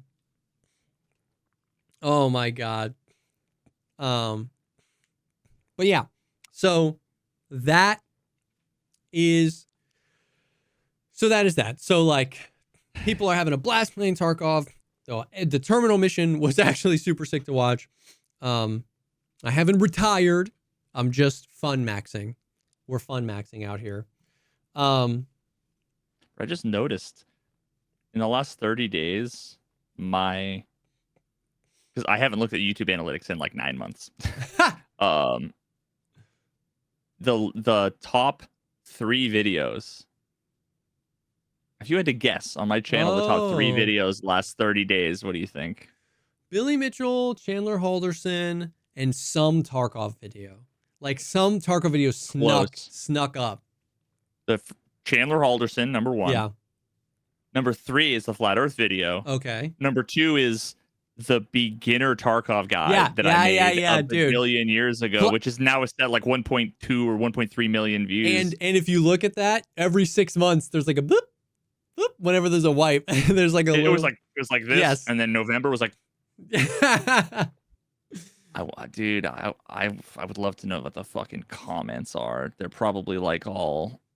This is the worst advice I've ever seen. None of it's applicable at all. Yeah, every once in a while I get that on like I have a video that's like how to get to level 20 fast, and that was because the flea market unlocked at level 20.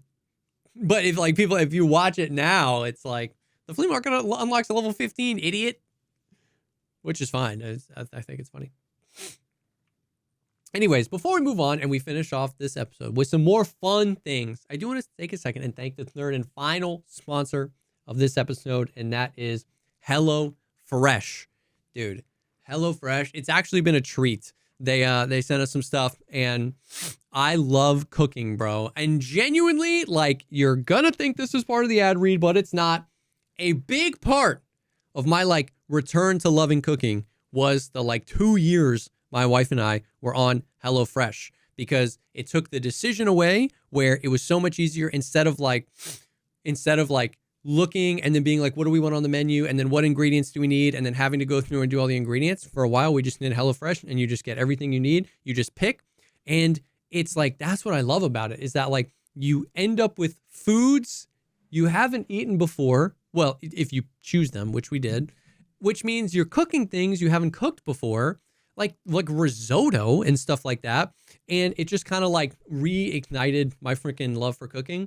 And so it's been fun. We had a couple of them. Dude, I had like a bavette steak with like smashed like potatoes that you smash them and you turn them into little like potato chips. Oh, so good, bro. So good.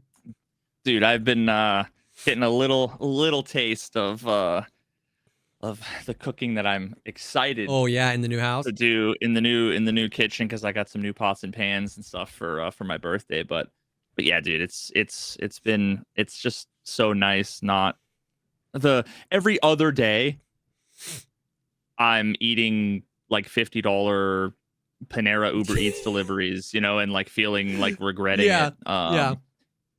And then the times where I, have the time, to put aside, you don't even need that much time Yeah. because so much of the work is done for you. Yep. It's always like such a pleasure to be able to make something that's healthy, that tastes good, and that makes me feel like an adult. It's one of the few things that I'm like adulting Dude, in, these I know. days. My favorite thing is like when I'm done and I put the plate in front of my wife at the table, and when she goes, "Oh," I'm like, yes, like I'm like out here trying. I'm like, I feel like I'm in the bear, dude. I'm like trying to I'm a plate man. things. Yeah.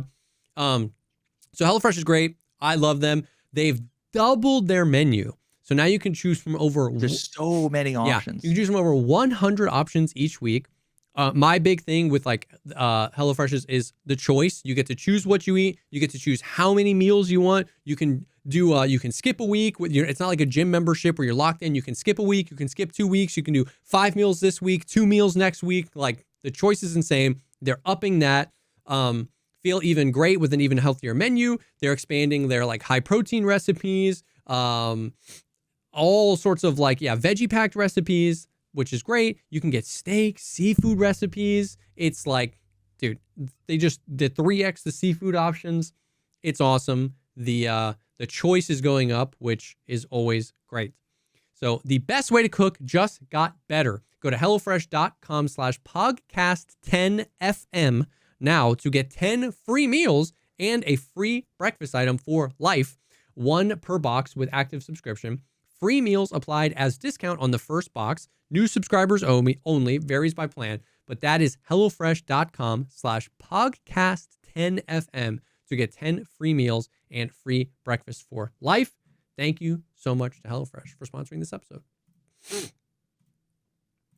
So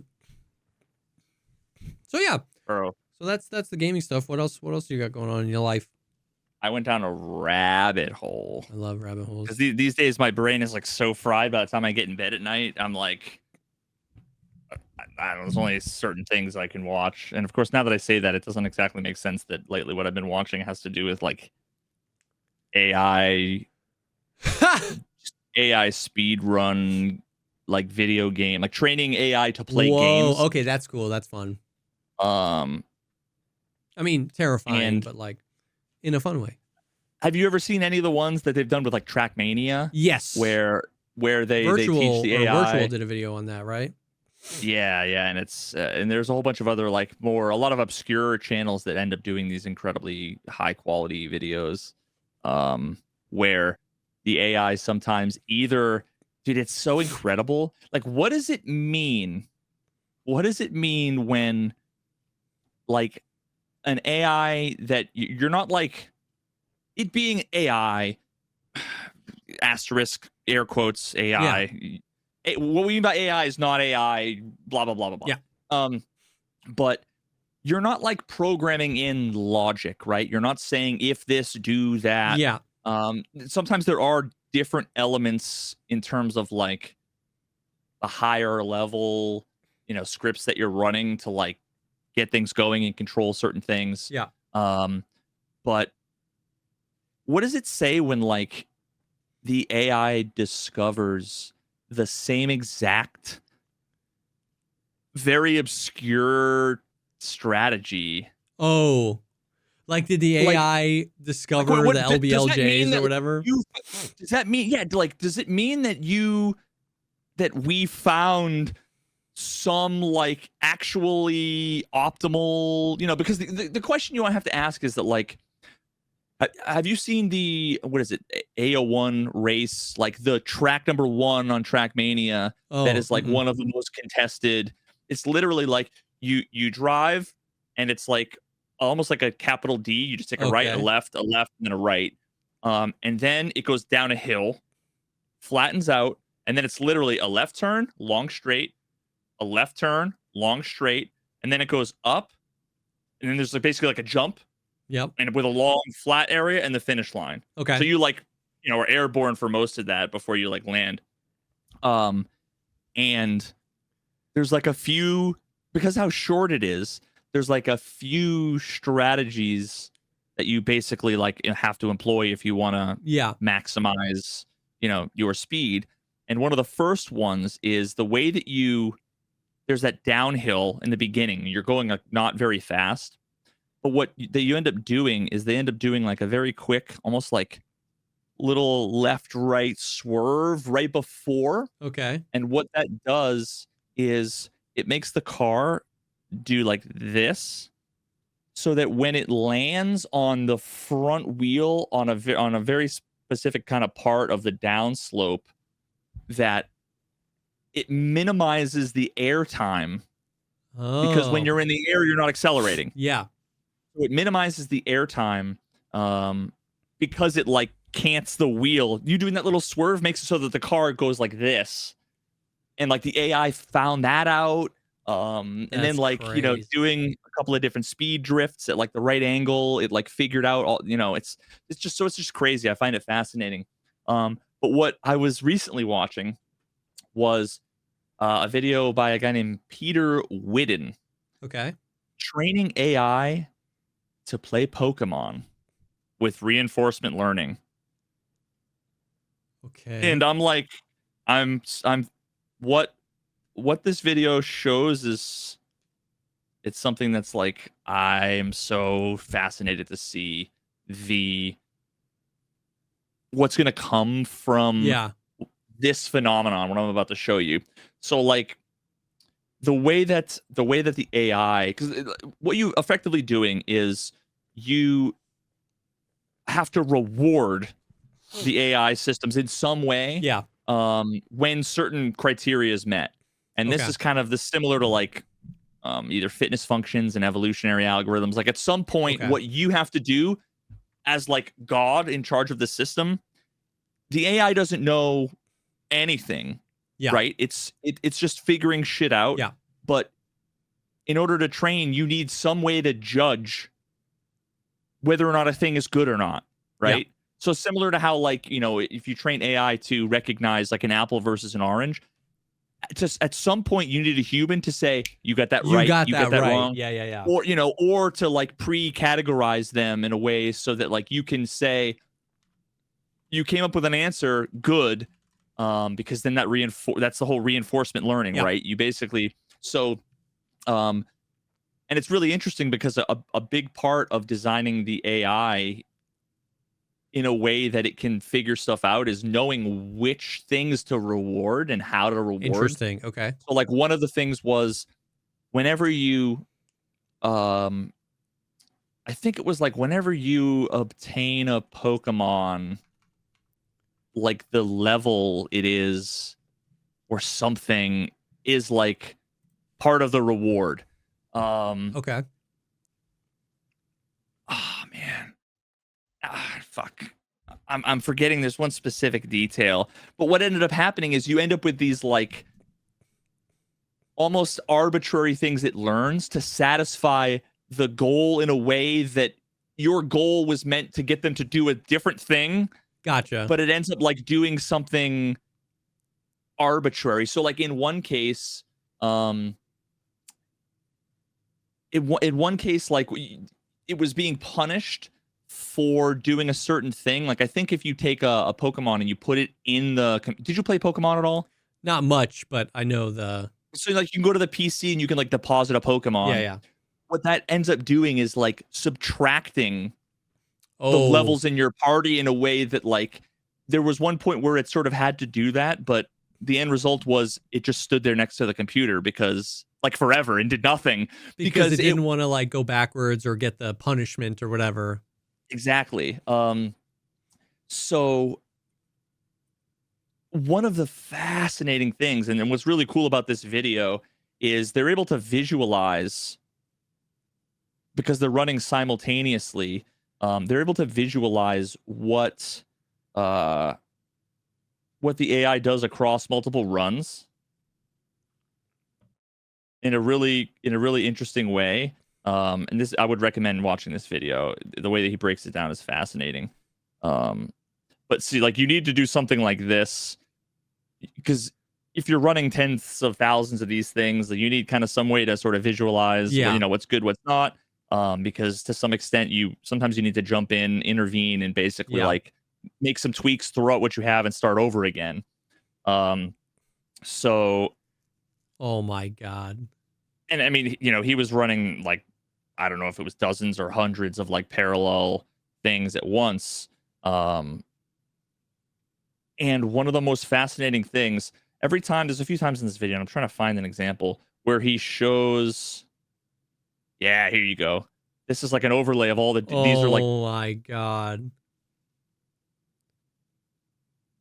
and you can, you know, you can kind of see which ones are making progress, which ones are stuck, you know, in a way when you visualize this stuff. Now, you know, when you're looking at this, right, there's a lot of similarity and also a lot of like total, you know, divergence, right? Yeah. Well, at one point, what he found was, and this is what blew my mind. At one point, when he was, you know, sort of viewing the visualization, after running it for a while, this is what the intro started to look like. So watch this. Now, you see how there's like total chaos, right? Like it almost looks random. Yeah. Well, after a while, this is what they looked like.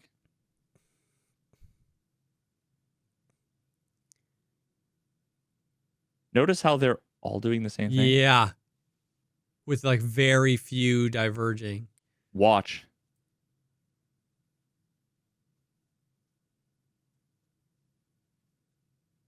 The AI figured out a way to do what speedrunners have been doing for years and do RNG manipulation. Oh, because they all got the So- same Pokemon? They all, yeah. So like, you know, there are certain things you can do to basically, if you have, there's RNG, but if you have sort of the same seed and all the same inputs, you'd have the same result. It's just usually hard because it involves like frame perfect inputs and all that stuff. And you know, effectively one of the first things it was able to do is kind of figure out a way to pretty much guarantee an instantaneous encounter with a Pokemon, which instantly gives you that reward. Oh my God. So these guys, the AI figured out without having, like, the AI does not have any concept of RNG, manipulation. It's just effectively randomness with goals. Yeah. I mean, look. Oh, and that's the other piece of it. What it did is it was an instantaneous, pretty instantaneous encounter that was 100% catch rate when you first thing you do is throw the Pokeball, right? Because that's all RNG too, right? Yeah. So this just so happens to be one of the first ways in which it can guarantee it gets a really early Pokemon, and when it throws a Pokeball, it's a 100% catch rate. Which is just, and then you see all of a sudden now they start diverging a lot more. But like, it's just so bonkers to me. That's wild. Yeah. Cause so like, I'm so curious to see when, because what's going to happen is all of these videos, the AI, the Trackmania ones, the Pokemon ones, they're all like uber nerds making these bespoke, custom, handmade things that involve a lot of work to basically, like, you know, be an interface between the game, the emulator, like all that stuff, right? At some point, what's going to happen with this is what happens with everything else, which was this stuff gets abstracted and like genericized to the point where it's like, oh, you want to learn how to AI speedrun a game? Download this thing. It's $9.99, and all you need to do is like do these 3 steps, and all of a sudden now this AI, it will be training on Skyrim or fucking Doom, right? And what I can't wait to see is like all of the crazy shit we see in either tool assisted speed runs or the people who like decompile the games and find glitches based on the code. There's going to be shit that like is going to be discovered that's going to totally blow the walls off of what's effectively like 20 years of speed run there's ceilings we've hit. someone's gonna AI speedrun like Ocarina of Time, and it's gonna find something that everybody in the community goes, what the hell? And then it's like, yeah, dang. That is crazy. I mean, because it's essentially just like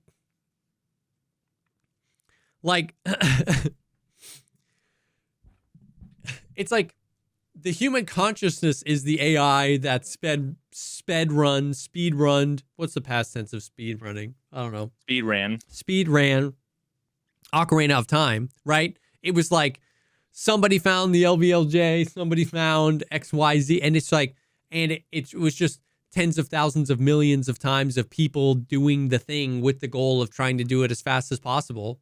It's just like, so what I'm saying is that like part of it surprises me, but then part of it doesn't, because it's like, just like in the human experience, somebody finds a way to be the most efficient, and then that immediately spreads. And then if you overlay, you know, the top 500 people's speed run of Ocarina of Time, you know, no tool assisted or whatever, it's like there'd be times where like, because of a thing somebody found, it would be almost identical. And it's just like, so it's like, I can understand how insane it is that it finds those things, but then at the same time, it's like, it's basically just like doing all of like the human experience at one time. You know what I mean? Yeah. Well, I mean, and like, not for nothing, but these artificial neural networks, they're designed to emulate the way that our minds work. Yeah. Oh, interesting. Right? Yeah. Like, that's the point. They're made to think more like, not, oh God, man, this is not to think like us, but in many ways to operate in very similar ways, right? So it makes, like, if you think about it, all we're doing is playing a game. Like, so many of the speedrun strategies that get found out are found out by accident. Yeah. And someone goes, oh my God, what the fuck? And then that's like, that's the equivalent of cha-ching, you just got a reward. Yep. And now reinforce and that gets right? posted on the internet, and that's it communicating, and then it reinforces it. Yeah. That is true. Like, I hadn't really thought about that. It's not an accident that it learns the way we do. Yeah, it's like it's not just like a program that's like find. I don't know. I just hadn't considered that, where it's like it is written to learn like we learn, because we learn that way with the pattern recognition and with like the reward system. You know what I mean? So yeah, that is fascinating. Yeah, if you gave like a human, you were born and you gave them put a controller in their hand, and every time they did a thing you wanted, you never communicated with them, but every time they did a thing that you wanted them to do, you gave them a spoonful of like fucking baby food or whatever. You gave them an IV of like the saltwater nutrient slurry. Yeah.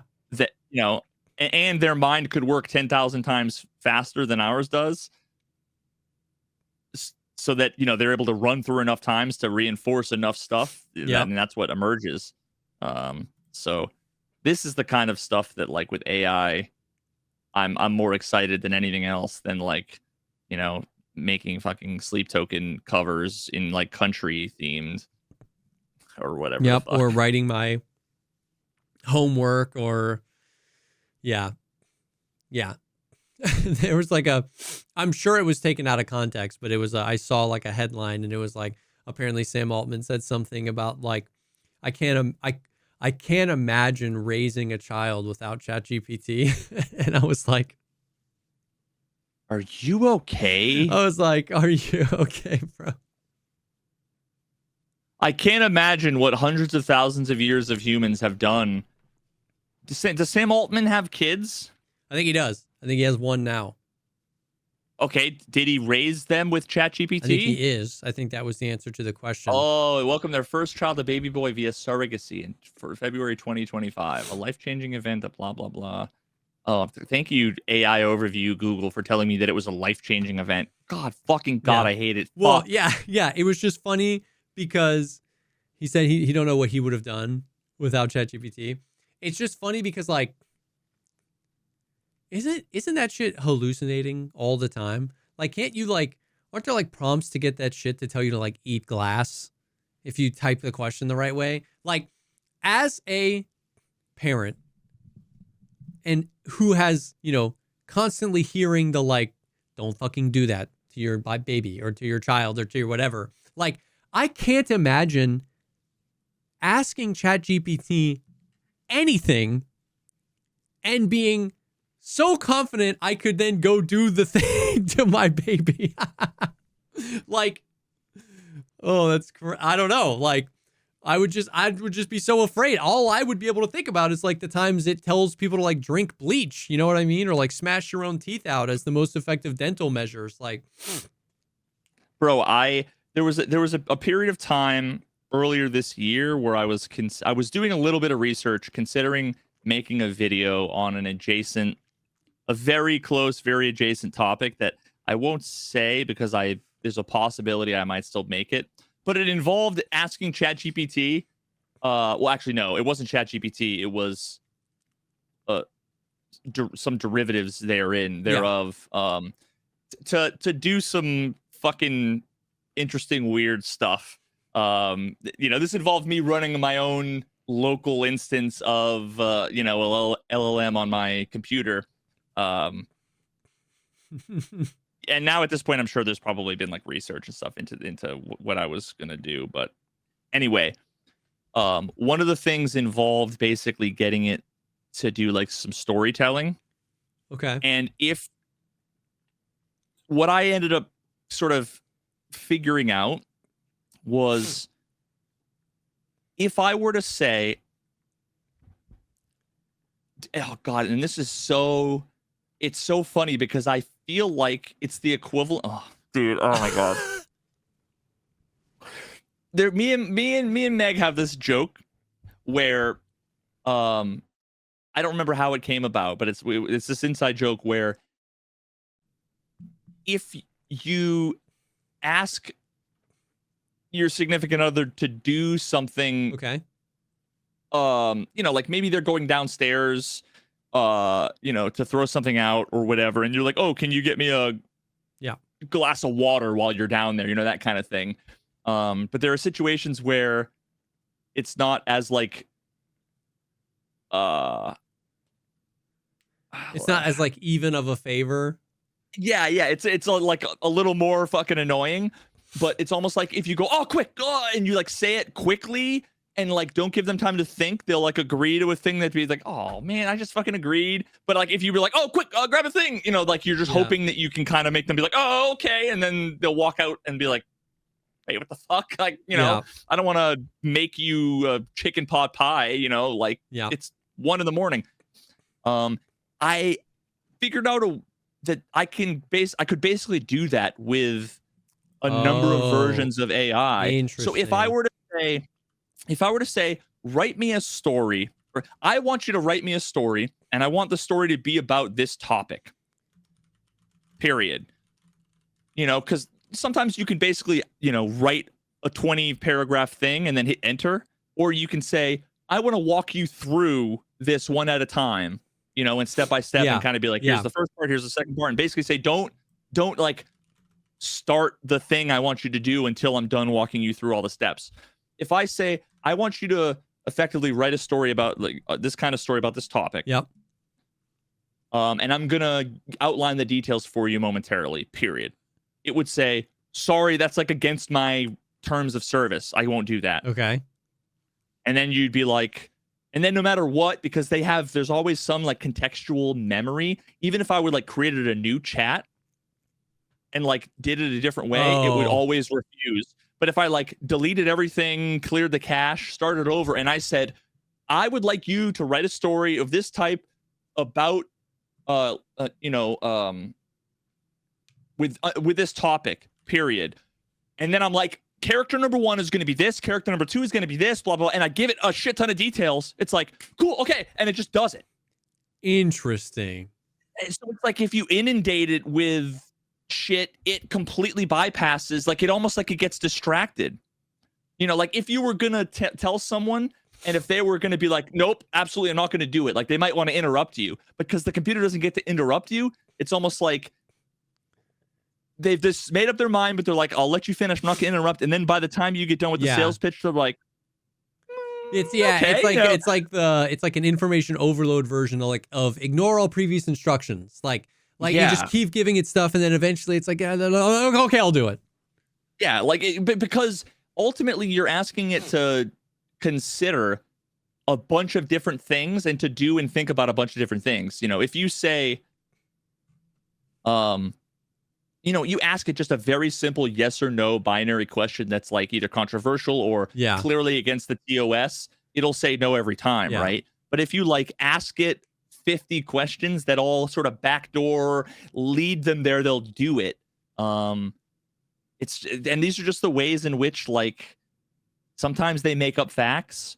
Sometimes they'll go so far as to invent.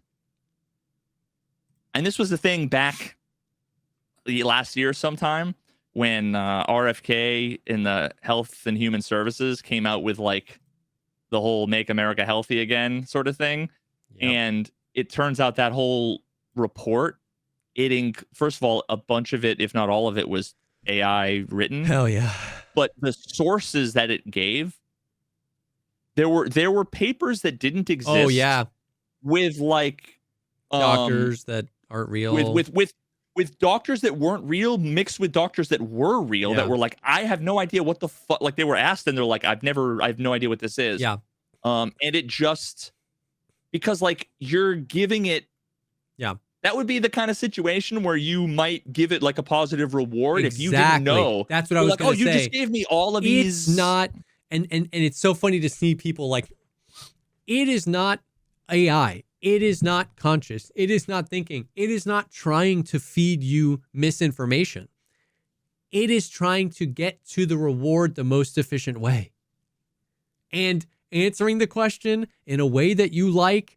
And I read something about this or watched a video, but yeah, it's like people tend to tell ChatGPT like, okay, this is perfect, great, thank you, more often when sources were provided, such that it's just like, I need sources. So it started inventing sources if there weren't sources, because it's just speed running you being like, okay, thank you. It's not sentient. It's not trying to manipulate you. It's not like, it doesn't have an agenda. It just is. It's just trying to speed run the cookie. And and we all like, we like sources themes. So yeah, dude, I saw something about that where it was like half true sources, completely made up sources, and real sources all mixed into like its response. And you're like, oh shit. And I get that a lot too, because like lately I've been using, one of the things that I use ChatGPT for is like, I've seen a clip on some compilation video on YouTube, and it's like, I don't know. I know what like some politicians said. Yeah.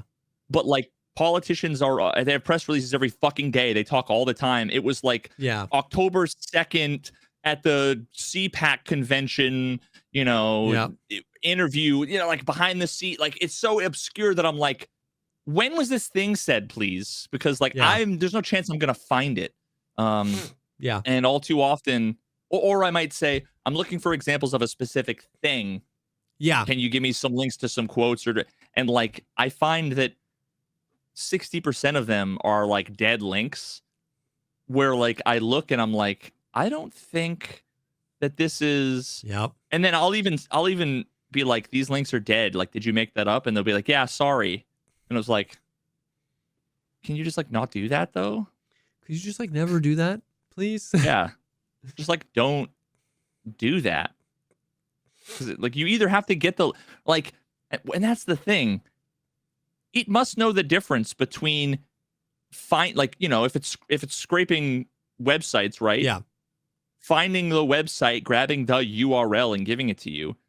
Like that's a different thing than making up a putting URL. a URL / and then random 34-digit number that I have to generate and then add on. Like you should know that you're doing a bad thing, right? Yeah. It's crazy. Bro, did you see the the Neo robot thing? No. So it's like I don't know the company that makes it, but it's like a new a bunch of people have made humanoid robots. And so this was like a new. Bro, that's a person in a suit. Yeah. I'm watching it, the little thumbnail like preview, and it's a human in a suit, and you can't convince me otherwise. So it's the Neo robot. Yes. And so it's like it's the whole AI future. The robot's gonna be able to do the thing. Okay. So those are oh my God. They're human controlled. They're not like, it came out that they can't do anything with AI yet. And so they're selling it. It's like a $20,000 robot. You just have an HTC Vive you need to use with it? No. Veritas. Someone somewhere does. Like, oh, there's some guy in Pakistan in a factory? Yes.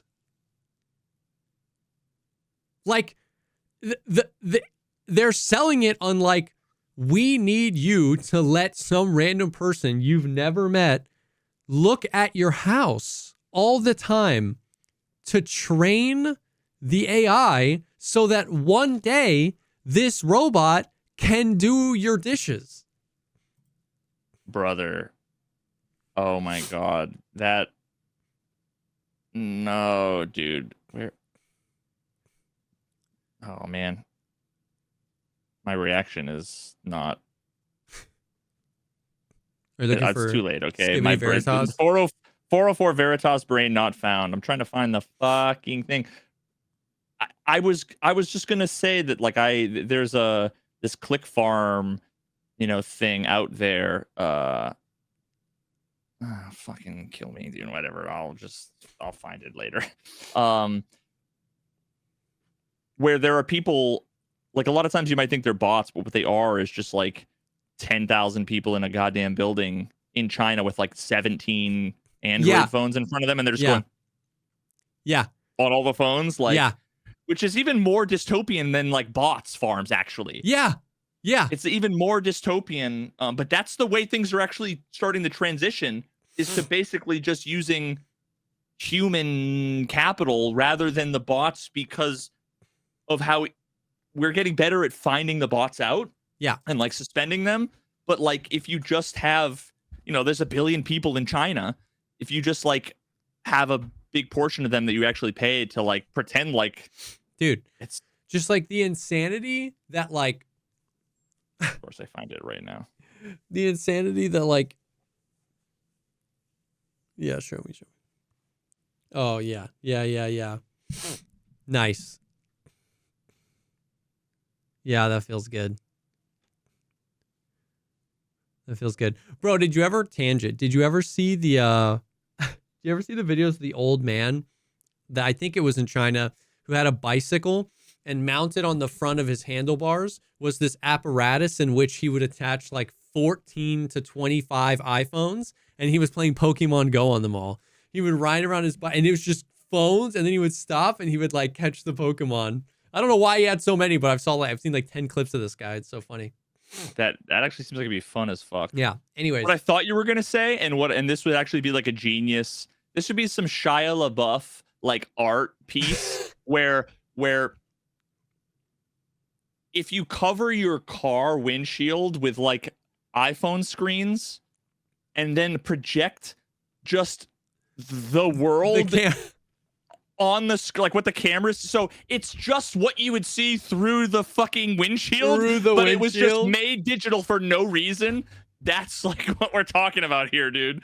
It's just like, but the technology, it's like, but what the dude, I just like the Neo robot thing, just like the insanity that like, unironically, somebody that buys that robot will have like supported the ban on TikTok because my privacy, like that human existing just like sends me one step closer to the edge. You know what I mean? Just like, we got to ban TikTok because of the privacy concerns. And then like, oh, but it's the future, man. I'm going to let some like Pakistani guy on a Oculus Rift just look at my house 24/7 for like years, because hopefully one day he will have trained the robot to do my dishes.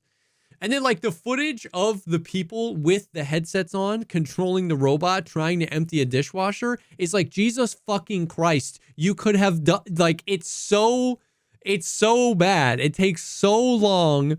And it's like, what are we doing, bro? 1 minute, 7 seconds to get water. Oh Like, God. oh my God. God. Oh my God. Please stop. No. What are you doing? Dude. Oh God. Oh fuck. Oh Jesus. Like, what are we? I'm dying inside, bro. I hate that. Like, I just pictured this. But what am I? It would almost be like instantly telling too. If you didn't know that. If you didn't know that it wasn't actually AI and that it was someone on the other end was doing it, which there have been times where like sometimes I think that like when you're actually interacting with a computer, you know, it took a couple of seconds. I could see someone on the other end like being like, okay, this person isn't a bot or whatever it is, you know. But I just picture a bunch of my buddies I used to work with from India, how they have the kind of cultural, they do the head bob, which is like, it's like the way that we nod. Yes. Yeah, I do this all the time. And I just imagine that you're talking to the robot and the robot does that. You'd be like, wait a minute. I would instantly be like, no, no, wait a minute, Ravi, is that you? Oh my God. Yeah. Yep. Oh my God. Fucking that message in chat. Oh my God. That might be the funniest thing I've ever seen. Genacious just wrote in chat. I gotta find the correct moment. What she just wrote was those dead beady eyes being the last thing you see. Bro, and that from that angle is insane. From that angle. The less of the face you see, the creepier it gets. Is it getting more creepy or less creepy? Oh my God. More creepy. My God. Dude, stop. It's like, dude, it's like it, at one point I heard someone basically say the extent to which a clown is scary is the extent to which he's obscured by anything. Yes. A clown standing in the middle of the road is like not as scary as, you know, not as scary as this is. Yeah. Right? Yeah. The less of the clown you see, the more disconcerting it is. Yep. Yes, 100%. Oh my God. Oh my God. Well, incredible. The Neo robot will come for us all. And those dead beady eyes will be the last thing you ever see. Whew. Dang. Well, that is the stuff. That is the stuff that is coming for you. Thank you guys, as always, for hanging with us, for supporting the channel. If you like this content and you want even more podcast content, you can head to patreon.com/thepodcastpod. Get early access to these episodes, additional episodes we do over there. Thank you again to Ridge and Aura Frames and HelloFresh for sponsoring this episode. Thank you guys for supporting the content, and we will definitely see y'all on the next one. Bye.